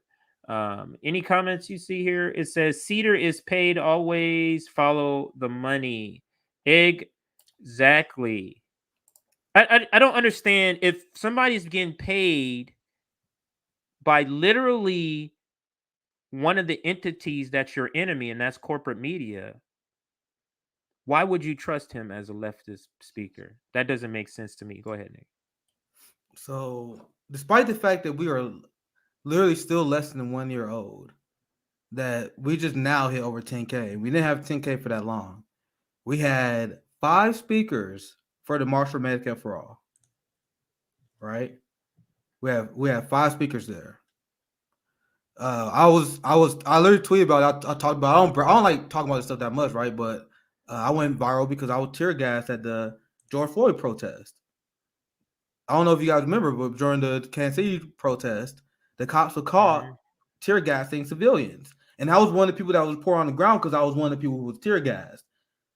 So it was like, where's the boutique left on that? You know what I mean? Like, they in their air conditioned studios. And now people always say this, and I always want to address this because they always say, "Oh, you guys always go super hard on Hassan. You guys go hard on Vosh. You guys go hard on Pac-Man, but you guys never criticize Jimmy Dore. Why don't you guys criticize Jimmy Dore? Why are you guys okay with Jimmy Dore?" Because despite the fact that we have differences politically, last time I checked, Jimmy Dore spoke at the Medicare for All March. He didn't smear it like you guys did. Last time I checked, Jimmy Dore he took time out of his day and spoke at the General Strike Summit instead of smearing it like you guys do. So why would I take my time attacking a person that is supporting grassroots movements? The only reason I go after you guys, once again, if you look at my history, I never talked about these people until they went after us. Like, until I saw them go after the March for Medicare for All, and when they went after the General Strike Summit, that's when they was on my okay. I was like, okay, bring it on. All right, let's start this. Let's start this battle of ideas. And you see, they terrified of having it. But why would I go after a guy who is showing support to grassroots movements, who was at the March for Medicare for All giving speeches, who was at the General Strike Summit? Meanwhile, you guys are smearing it. Then you guys are like, why you guys don't talk to Jimmy Dore? Because we got no reason to. If Jimmy Dore did a video and he was like, the General Strike Summit sucked, bro, best believe we'd be on the stream the next day going after him. He didn't do that. The other people are class loyal. The other people going after poor working class activists, right? So you guys got to get your priorities straight. I came to this conclusion maybe a couple of days ago. Anybody who brings up Jimmy Dore to me as a way of saying, as a critique, like, I'm good. Like, I'm not even like, you're so unserious. Like I'm so unserious. Yeah, that's it. Like, you're so unserious. But Jimmy Dore, like, please, I'm good. Like, you're so unserious to me. Like, please leave. Bro, we got Jim Crow Joe who is spanning the police state under a pandemic, as I covered in my last stream. But imagine having Jimmy Dore or Joe Rogan derangement syndrome. I roasted Joe Rogan multiple times, but like, bro, like, that's the least of your concern. Because I'll show you guys, like, I don't care about Joe Rogan, but you guys are melting down about on conference censorship. Like, he's the least of our concerns. Like, go after the people who are going after activists. But it tells you who is setting the narrative of the conversation. And I'm going back to this is why rich white people cannot run a movement, because it tells you the narrative, who created the narrative. Because if you and I created the narrative, Nick, this is a good example. If you and I created the narrative, it's going to be about police brutality. It's going to be about ending wars. It's going to be about imperialism. We're not going to go, what did Jimmy Dore say? That tells you where that narrative came from, tells you the level of investment they have in fixing this system. They only care because I'm not spending my time on no Jimmy Dore. I'm not tweeting out about Jimmy Dore. I'm tweeting out what's happening in Ethiopia. Yeah, I'm tweeting out what's happening in Nicaragua. You get what I'm saying? You're so unserious if you're tweeting about Jimmy Dore. If you're tweeting, what did Jimmy Dore say? I don't know what Jimmy Dore said, but here, watch this video. What's happening in Ethiopia? Go ahead, Nick. The only reason I'm telling you guys is because I've been so annoyed ever since I made my appearance on the Jimmy Dore show. ever since I've been on the show maybe a handful of times. Ever since then, there are people like, I can't believe you did this, man. You went on Jimmy. I'm like, you fuck off, bro. You guys are fucking children. Like, bro, the amount of people like, I can't believe you betrayed us. You went on Jimmy. I'm like, bro, you guys are fucking ridiculous. That's you don't wonder why I'm talking about it like this way. Like, there's so many people who've been lost their goddamn. Think about all the people who I've been on their shows. I've been on RT. I've been on Lee Camp's show. I've been on Nico's house show. I've been on Savvy Sav's show. I've been on the Vanguard. I've been on Jackson Hinkle. I can go on and on. I've been on Radio Sputnik. On and on and on. I can talk about all the shows I've been on, but I go on one dude's show and they lost their goddamn mind. And then I see this, I'm like, bro, this is some mass psychosis shit. Like the derangement that you guys had, I wish you guys had at least 1/10 of that shit for Biden. Yeah. Because I'm only telling this because I went through it. Like the amount of people who melted down, bro. Like, man, the fuck off. I talked to whoever. I talked to everybody. Anyone who hit me up. I just saw an email. Some people hit me up. I'm gonna respond to it. People hit me up with like, I want to speak to you. I'm like, shit, bet. I like bet. You want to talk to me? Shit, I'm radical as fuck. I'm down. Yeah. So I want to speak to that too. Like having so much fear. I think my tweet. I'll bring it up in just a second. But basically, my tweet was saying platforming and deplatforming is not a thing. Like, don't be so fearful of having conversations with people you disagree with. Like just it's not it's really not that big of a deal to have a conversation, but it plays into the red-blue game, or we're conditioned from the red-blue game to believe to do this. This person believes that, so it goes to what you say, Nick. Do you want to bring, if we brought on a KKK member to talk about racism, is that platforming him, or is that having a discussion in an attempt to try to provide information that this racist person possibly could not have had ever? Not an attempt to try to persuade him, but I'm having a conversation, a meeting of the minds. You say what you think. I say what I think. This is my receipts. You show me your receipts, and that's it. I don't understand, Nick, the fear of that. It's so bizarre to me. And this is the tweet that I'm talking about. Platforming, deplatforming is not a thing. I hate how the left approaches conversations. Have enough confidence in your own beliefs that you're willing to have discussions with people you 100% disagree with.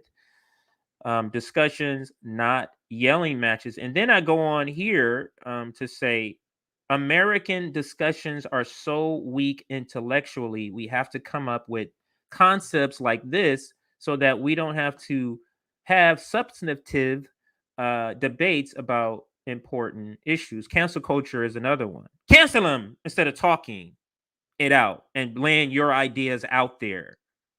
You get what I'm saying? And it kind of speaks, and it also kind of speaks to when you say, when your white allies say, or white people say, oh, I'm cutting that racist off. How does that help us? What does that do? How does that help us? How does that help racism? How does that help the fight against racism for you not to talk to your white counterpart who's racist? Do you think they're going to listen to us? You know what I'm saying? Like, like, it doesn't make any sense. It doesn't make any sense. I'm gonna cut all races off of my life. I'm not gonna talk to them. They'll come around eventually. What? How? How you think How? How? And that's why shit haven't got better, because there are a lot of people who like the virtue signal and do stupid shit like that. And that's the whole. And that's why I didn't get it. Like, that why I only got into Twitter discourse and the whole leftist conversation and political discourse ever since I only got in here because I started as a citizen journalist. I was on the campaign, and all of a sudden I sucked into YouTube and Twitter.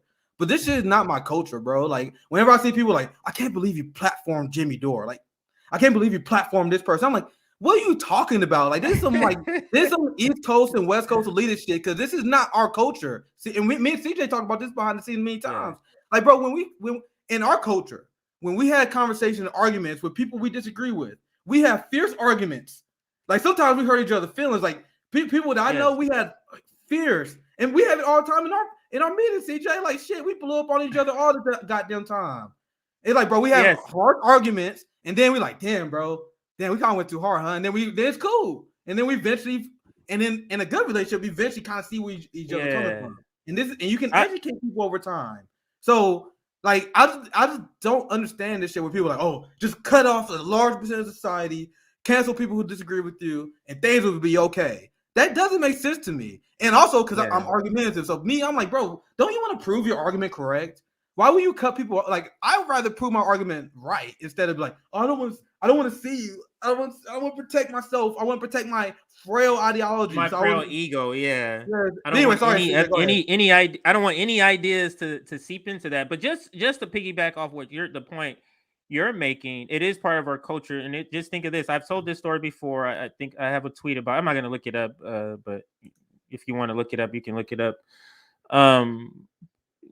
Rome and I, conversation. We knew we was about to get in an argument. Called him, said, "Nigga, call me."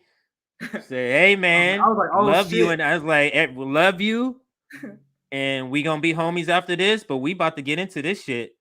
Got on the phone, yelling and screaming at each other, motherfucker, da da da da. Love you at the end of the conversation. It's like, but that type of conversation where emotions is laid on the line, you see what a person is feeling.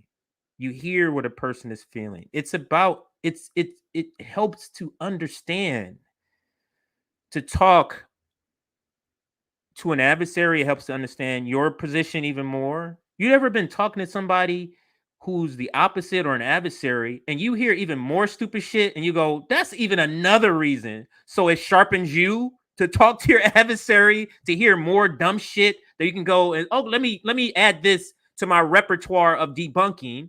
Let me add more to it. So it's so much benefit to me when talking to that. And I'm going to leave you with this analogy. When somebody says, oh, KKK member, you're platforming a KKK member, a racist, why is it always one way, Nick? Why isn't it that me bringing on this racist and people who follow this racist, how is it that I'm not convincing that those racist people not to be racist? How is it that I'm just I got a good being on example of the that. platform is just helping racism? How come me talking to this racism isn't helping the opposite way? Go ahead, Nick. Hey, CJ, no, I'll pass it right back to you. I got a perfect example of that. People used to criticize Jimmy Dore because they'd be like, Jimmy, why aren't you bringing black leftists on? Jimmy, why aren't you bringing black leftists on? Then Jimmy brought me on, a black leftist, and instead of giving Jimmy props for bringing me on, they was like, Nick, why do you go on Jimmy Dore? You see that? Instead of saying, damn, Jimmy Dore platform of black Marxists, they was like, damn, this fucking black Marxist sold us out by going on Jimmy Dore. Right. You guys see the anti-solidarity they attempt? It's completely unserious. And people who are like that, even leftists, don't understand how they've been conditioned in the red blue game. Just because you're refusing to join a team doesn't mean you haven't been conditioned in how politics interact. And your belief that somebody disagrees with you on one point, I'm out of here. That's part of the red blue game conditioning of politics in order for you not to create coalitions. That's what I feel leftists still need to understand, and it just lack of they don't get discipline. that. Yeah, they don't get that. Discipline. That's why I try to get better, guys. Because like when I fell for the Bernie thing again, it was like, damn, I need to find a new fucking strategy. Because I literally still couldn't believe it. And like I said, I'll make fun of everyone else. I'll make fun of myself, right? I like when I realized that Bernie called me, I was like, damn, I did it again. I fell for this shit again. After Obama, I thought I wouldn't fall for it. So then that's how I led to the guy you see now. I'm like, all right, I gotta start listening to different people. I need to start listening. I need to start reading different theories. And that's why I got now. And there are people that refuse to make that adjustment. They refuse to make that adjustment. And I think it's important. Like shit, who knows what I'll sound like 2 years from now? Who knows? Mm-hmm. So but it's right. It goes to divide and conquer. This comment here, I'll just shorten out this comment. It does go to divide and conquer. It's all of that conditioning is about that. It's about not being able to come together again because they know it's more of us. How do you beat somebody who's more of us? It's all strategy. It's all making sure they don't come together. Go ahead, Nick. I'll just see 2 more super chats that we can address. The wrong one. Well, thank you for the comment, skeptical. This is super chat, Andre. Thank you for the $5. Great show, guys. How about taking long form questions and conversing like Clubhouse, Twitter, call in, socialism for the rich, rugged individualism for the 99%, Solidarity, Andre. Thank you for the comment. Yeah. We are looking to a lot of different ways to expand. I actually about to talk to you about this, CJ, but I'm actually about to talk to someone on Rumble on Monday. So we actually might. I don't know a lot of these platforms, so you got to kind of. So Yeah, Clubhouse is something you can like the audience can talk to you directly. Is that? Yeah, I saw what the that is? Vanguard and Bree were using it recently, like the call-in app at least. Like they were doing call-in Okay. shows. So I think that's the new Okay. trend. I just have to find out what it is. So Andre, you're educating me because these are all. I mean, I knew about Twitter, but Clubhouse I'm not familiar with, or call in I'm not familiar with. Oh yeah, actually he said Twitter. Man, you guys have never been on Rome's Rebellion, Commie Corner. The Twitter spaces. He's talking about the spaces. Yeah, he's talking about the spaces. Yeah, that's the Twitter part at least, because that's pretty much what Clubhouse is. Bro, so many people. What about maybe we can one time go on here in the corner and then also simulcast it on a space, like just put it on your phone and just kind of let us talk, and they can kind of ask. I guess that can be one way we can do it, but we'll think of some ways to be more interactive with the audience. That is a great point. Thanks for the super chat. Yeah, we got a lot of stuff planned this year. This is gonna be a good year for us, I think. Thank you for the $10, Aiden. You don't have a revolution in which you are begging the system of exploitation to integrate you into it. I love our community, CJ. God damn. Revolution overturn systems. Revolution destroy systems. That's a Malcolm X quote. That is not one I memorized. Oh, that's powerful. That's a powerful quote. See, our community is great, isn't it? But that speaks to the inside strategy. To the part where I was saying, can you be a progressive imperialist? Like you're revolutionary, like you're reforming a plantation, or you're reforming slavery. Like, does that really do anything? Reforming the Democratic Party, does that really do anything? I mean, because you're making them not. If you change all the bad thing about the Democratic Party, they would be the Democratic Party. If you made them not imperialists, if you made them not corporatists, if you made them believe in the Green New Deal, if you made them fight for the Green New Deal, fight for workers. I mean, Democratic Party, Nick, has dropped the ball on wages for how many decades? Why aren't they should have been the party pushing for the fact that we don't even just have written into law that just every so often the minimum wage go up. Why do we have to go to the well and convince people bought off by corporations who don't want minimum wage to go up? You get the ridiculousness in the whole system. Why it just more and more, the more analysis I do, Nick, I'm gonna pass it back to you. I'm getting to the place where you are. Like, it's electoral politics, man. It's just a joke. Thank you for this super chat.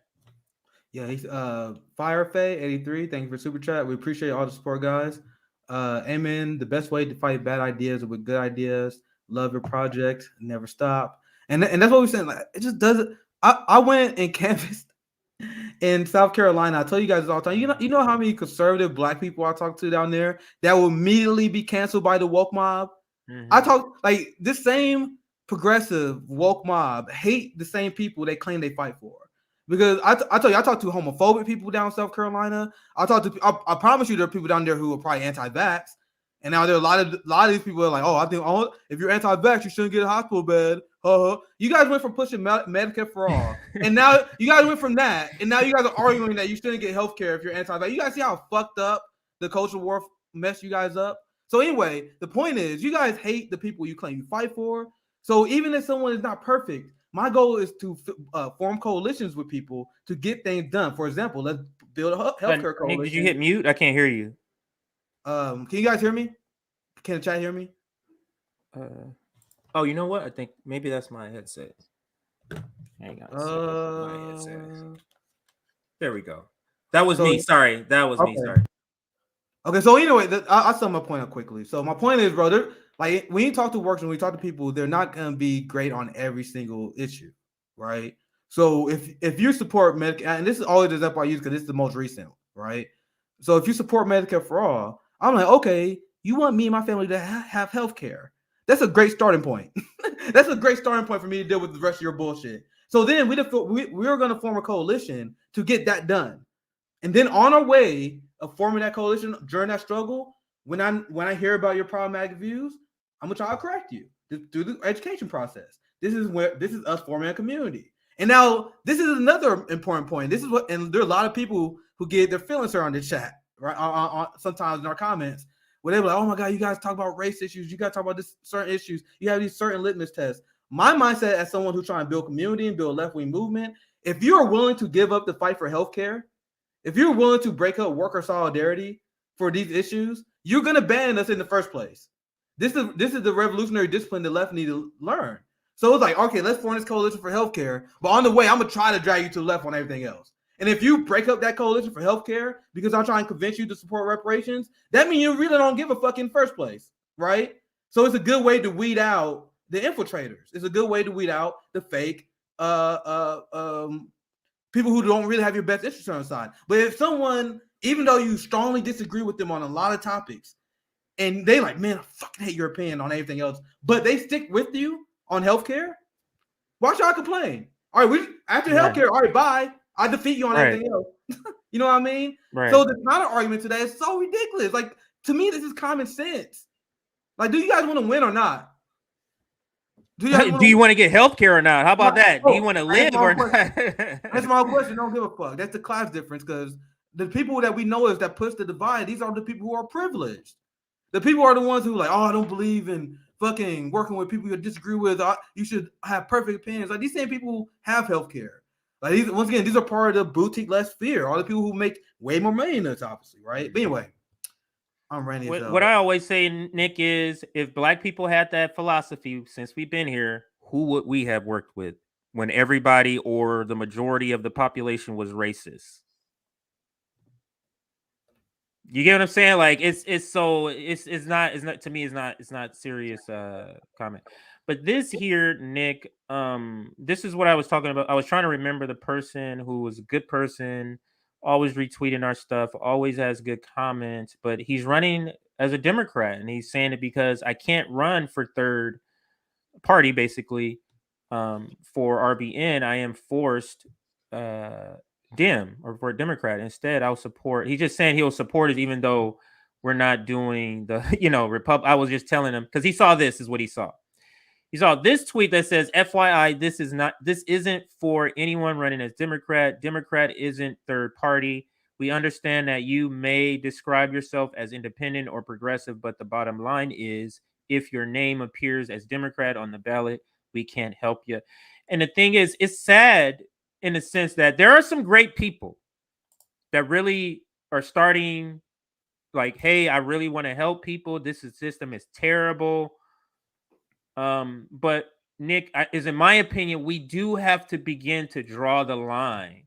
And this is part of being the new left too. I'm sorry, but we just can't do that. We just can't. In order to get rid of this duopoly, we have to, at one point, make a stand and say, that's it. We don't have time. You guys just think I want to be an asshole? I wish we had time for incrementalism. We don't. You guys are the one who said we need climate action now. Joe Biden is making it worse. So do you believe that or not? So we're not saying that you have to lead two-party duopoly just to be fucking cute. I'm saying that it's literally imperative for us to have a working class movement for this to happen. And you guys actually hurt us and undercut worker class movements and leftist movements when you guys give validity to the idea that neoliberalism should be electable. Yes. If they choose a neoliberal over your progressive candidate, they should deserve to lose to the Republican, and that's the message that we need to send. The idea that you validate them in their politics by saying, "Oh, we're gonna vote for you, and we're gonna shun any left-wing worker class-based movement in order to just because we believe neoliberalism is better than what conservatives are offering," you are literally providing cover for them to do the same thing every 2 years. Oh, I know you got criticism of us, but what about the other guy? And they're like, yeah, you're right. You defanging us. Right. So it's actually hurtful, bro. It's not like, oh, why are you so mad at me? It's hurtful, man. Like, you guys are undercutting politics. Politics is the only one of the few areas where people accept I'll just take the worst. You'll never do that for your job. You never go, this is a little bit less terrible. This is 69 hours instead of 70 hours I got to work. Like, you wouldn't do that for anything for your wife or husband. let me take this. This person is terrible, but this one is a little bit less terrible. You're not going to do that. I'm going to get somebody who's good. You know what I'm saying? But it's politics that we accept this sort of conditioning that we're in a terrible situation. Both of them are terrible. Let's pick a side and fight for that side as if the side is not terrible. You know what I'm saying? That's what so irks me. It's like, you think liberals don't know that the Democratic Party is not terrible? As many times as we used to call them out and have said it, they know that the Democratic Party is terrible. But at this point, it's like, this is the team I've chosen. I've been fear-mongered into thinking that democracy is going to end if Trump gets elected. So this is what I got to do. And I want to reach those people, not ideologues, but people who really believe in the propaganda that they need to hear voices like us. They need to hear these conversations, Nick. Any words on let me just shout this out. So still looking for another 25 third-party candidates. I had tagged some of these, other third parties, and then people in the comments was pointing out, this. I never I don't like Shahid is probably the only politician I interview. I'm not interested, and it's like, bro, if you're a politician, you come on a show, it's probably not gonna go well because I'm not gonna hold your hand. So I don't even pursue it, and they know, so they don't pursue it either. But I interviewed KRJ, and she ran on defund the police, and she won. I had her on my show. I was I remember whoa, she won! Holy shit! So it's the only people I'm really interested in talking to is people who damn, you really challenging the establishment. So the only reason I talked to her because she was on defund the police. I'm damn, that's dope, and she won. She won. That's crazy. Sorry, CJ, go ahead. No, that's sort of what I'm trying to filter out here with this summit, is trying to find people who are really trying to challenge the establishment, not milquetoast people who are just saying, let's, fix the edges. And that's what we want to do. So if you're watching this, you follow us on Twitter, find this tweet here. Find this tweet out. It was only a couple of days ago on the 27th. It was tweeted out. Just find this, tag somebody like everybody has. Zoya was doing a lot. She went and searched. So thank you. Am I saying it the right way? Zoya. Yeah, she did it. A lot of work. She tagged a bunch of people. I still got to go through and make the list and add these people. But yeah, so thank you for that. Ryan also tagged a couple of people. Green Party tagged some people. So if we can get about 30 third-party candidates that we can help promote and bring to a summit and do some great things for. Hey, I'm not a believer in electoral politics, but I do believe we need to shoot all of our shots. Third parties to me is our shot. So that's where, where I'm, want to help contribute to. So that's that. So, all right. So I'll take that down. Nick, go ahead. Yeah, we can read a few super chats and then we can probably bounce. Here's let's see where we leave off. Thoughts on taxing the unvaccinated. QC is doing it. Who's QC?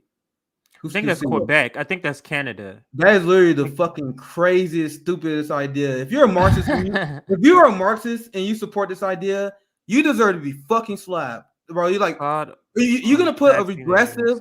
You're literally gonna impose a regressive fine and fee on the working class. So imagine if there's do you guys know how many? There's a ton of PhDs who are unvaxxed. They don't talk about it. There's a large percentage of PhDs who refuse to take the vaccine. So when you tax the unvaccinated, who do you think that's hurting? Who do you think will be hurt the most by a tax on the unvaccinated? And anyone who's on anywhere left of anywhere center who advocate for this, you are a clown of the highest order. We already got taxes and fees and put on the working class enough. You want to add another one? What the fuck? That is so crazy. For anyone, just change it, switch the word. Just the concept. This whole craziness about unvaccinated people to me is just crazy. If you substituted the word black, would that sound ridiculous? Thoughts on taxing the blacks? What if blacks being taxed for being black? What about that? What if trans people were being taxed for being trans? Do you see how this creates a second society? That makes sense that liberals support that. That sounds like a new. Right. So I'm just saying, substitute it with a group and you'll kind of understand, because when you say unvaccinated, people don't have sympathy for that word. So substitute it with another group and you'll get why this is ridiculous. When you read history, you see that the liberal class created the other. They did it again. They're always able to find a way to create the other, and then people will justify ways to take their rights away. I literally just did a video last week where 48% of Democratic voters, 48% of Democratic voters, according to a poll, say they believe that people who question the vaccine narrative should be imprisoned or fined. You see how they create the other? They created the other, guys. They did again the same way they did throughout all history. So once again, if you're a Marxist, I implore you. If you think you class conscious, I implore you, stop giving to the fear and become class conscious. Once again, I was clear on this. I think you should do everything in your possible to protect your community. As a Marxist believes that you should do all the sacrifices necessary to provide for your community. I don't believe that neoliberal police states should mandate people to do shit and put fines and fees on us. That's a ridiculous position for a Marxist to take. And Richard Wolff explains that. Garland Nixon explains that. These are Marxist thinkers, man. God damn, it's crazy that people think, we Marxists, but we want a neoliberal police state to impose mandates on us. We already seen. Anyway, I'm not trying. Well, it's because Nick. A lot of people who use these titles, these terms, don't really know it. They hear about it they see a video on Instagram. Instagram Live, they see a video where somebody just kind of talks about it on TikTok in a 2-minute video, and then they go and they start to regurgitate snippets that they hear, and they have any idea. And a perfect example was this video I did, or a video on TikTok I had, with a girl who was a communist, and she was, doing a parody video and people talking to her about communism. And it was like, communism is bad. And she was like, well, define communism. And she said all the answers they would give besides defining it. Oh, it's China. Oh, it's Russia. Oh, they're bad. And it's like, just tell me what communism is. Can you do that? They couldn't do that. Just tell me. They could tell me what communism does. Oh, people get killed, people starving, and they'll be in lines. It's like, but tell me, it was a. When they say that, they say they don't know history, right? Anyway, go ahead. Study in propaganda. It's just the point I make. It was a study in propaganda, Nick. Like, you don't understand how propagandized you are. That you're telling us how terrible communism is, and you don't even know what it is. Do you understand that means you are hearing something for you to have an idea of communism when you don't have any idea? But go ahead. No, you put it pretty well. That's and the fact what you explain is why this. You guys know that Black Panthers, they used to have monthly theory readings. Do you guys know why it's important to develop revolutionary discipline? Because it's actually pretty easy to fall for traps and become a reactionary. You ever hear them stories of people, I fell into the alt-right YouTube hole. When you have a solid political foundation based on an ideology like Marxism, for example, you can choose your ideology. That's my ideology, your choice. But if you have a strong political foundation that is based on something that is based, you don't fall for stupid shit. Like, you'd be less likely to fall. Like, if I turn on MSNBC and CNN, they're not fucking tricking me anymore. They used to trick me, and then I just start reading Marxism. You get the theory behind it, and then when you see propaganda, we see it immediately. Like, you see it right off. You see once you learn it, then you see imperialist propaganda, you see capitalist propaganda. Like, damn, right there. And then that's how you don't fall for stuff. That's why, like, revolutionary discipline is important, because it stops you from, like, I told you, I make fun of myself all the time. A stupid shit I used to fall for. And I wouldn't fall for that if you just had basic discipline. Now with that discipline, I look at stuff I used to fall for. Like, God damn, I thought Barack Obama was the lesser two evil of Mitt Romney. Like stupid shit, right? No, but anyway, he was the same. He was exactly the same. Let's see, wasn't that super chat? Thank you for the super sticker. I think I didn't read this one. Thank you for super stickers, David. Thank you for the $5, Zura. And they put this to end to rest for the hater saying Jimmy ghosted you since the that Kyle Rittenhouse trial. I've been saying this bullshit like Kyle and Crystal did. So people always ask me about this. So Jimmy had me on a handful of times near the end of the year. And I remember the second time Jimmy had me back on, like, oh shit. I like, so he called me back because if you watch the Jimmy Dore show, it's not often that he brings someone on more than once. I usually have a guest on and bring him back on. And Jimmy helped this channel out. He gave me a lot of exposure. He gave me a chance. He gave a chance of a black radical. You guys hear my radical ass every goddamn day. A black radical Marxist in front of 10,000 people. And I was trying to say shit. I was trying to say the most crazy. I was like, bro, you want to believe? I was literally trying my best to shock people. And he took that risk, right? They act like you're supposed to be his new co-host. Were you supposed to continue to go on every day or what? So I'm like, you know how annoying it would be if I was like, Jimmy, why you didn't have me on? That's annoying as hell. So I'm just thankful that he had me on for a few times because it helped the channel out a lot. And he came on Jones Strike Summit, so I can't complain. Like that'd be really annoying and childish. I'd be like, why don't you have me on, Jimmy? Like you usually invite people on, and you have them on like once or twice. And there's no beef or nothing like that. I feel like if we have another general strike and we invite him, if he's free, he'll come. Like there's nothing going on. People like to read. Yeah, we usually do like it's hard to book guests multiple times just because I have this long ass guest list. I have a hard time getting through as it is. So it's like it's cool. I appreciate Jimmy that he helped us out a lot, especially with the algorithm fucking us up, like giving me opportunity to talk like that's I can't complain, right? So as far as I know, there's obviously like Steph was watching my live stream with not with Savvy. Who was I with? I just did a live stream and Steph left a super chat. So it's like obviously that means there's no beef. So like it's not something like I'm thinking like, oh, did Jimmy Dore hate me now? Like I'm sure that Jimmy saw me say some shit that he may not agree with, but I don't think he just cancel me for that. I can't focus my bandwidth on that. You know what I mean? I got a lot of work I gotta do. So anyway, I want to put that back. I know you guys been talking about that. So thanks for it's good that you address it. I gotta be honest, you and Rome and JB, you guys be nicer than me. I would just be like, I don't give a fuck what they think, man. Who cares? I literally don't care. Oh, you something about Jimmy? Okay, whatever. Like they really don't. Like no, because Nick, in the last year, I'm really just hitting rock bottom in my life personally. Not year, but 2 years. 2 years ago, it really made me understand. Events can really be jarring to your life. And it really made me understand that people's opinions really don't matter. They don't really belong in your thought process.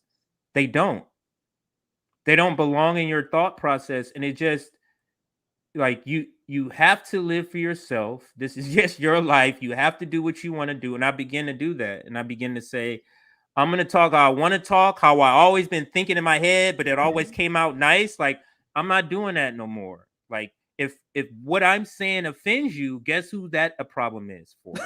Not for me. That's a problem for you.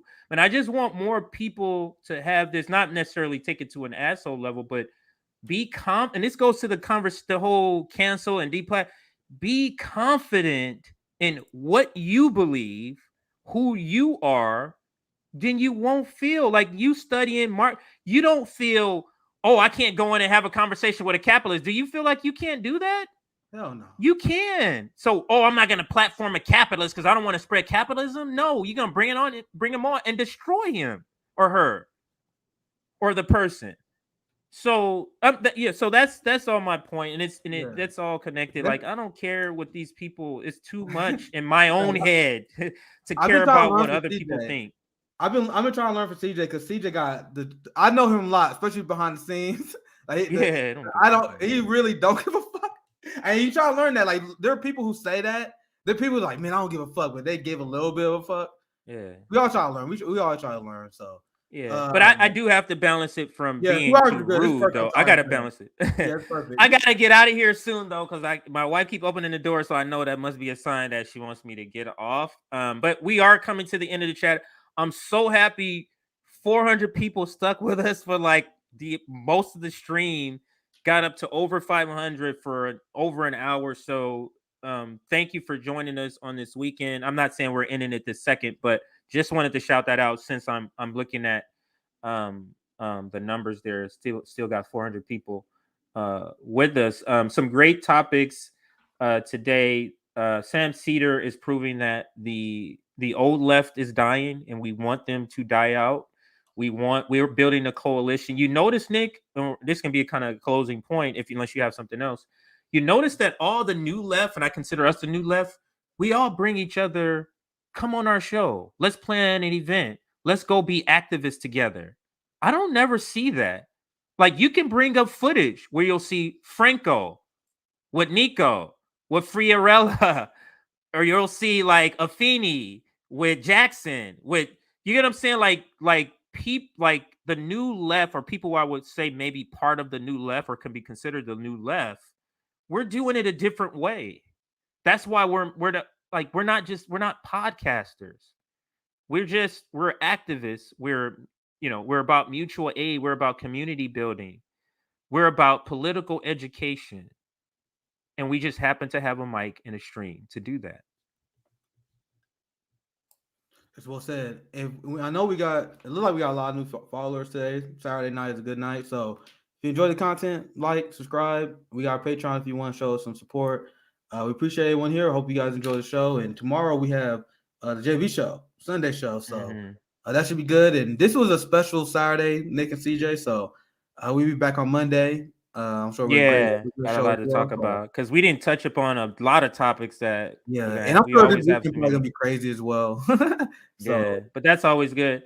Thanks again for everybody in the comments. Thank you for all the super chats. Thank you we truly appreciate watching, listening, subscribe, tell your friends about us. If you have conservative friends, show them a video where we talk about and break their thing, where Nick talks about they're not really conservative, they're not really who they think they are.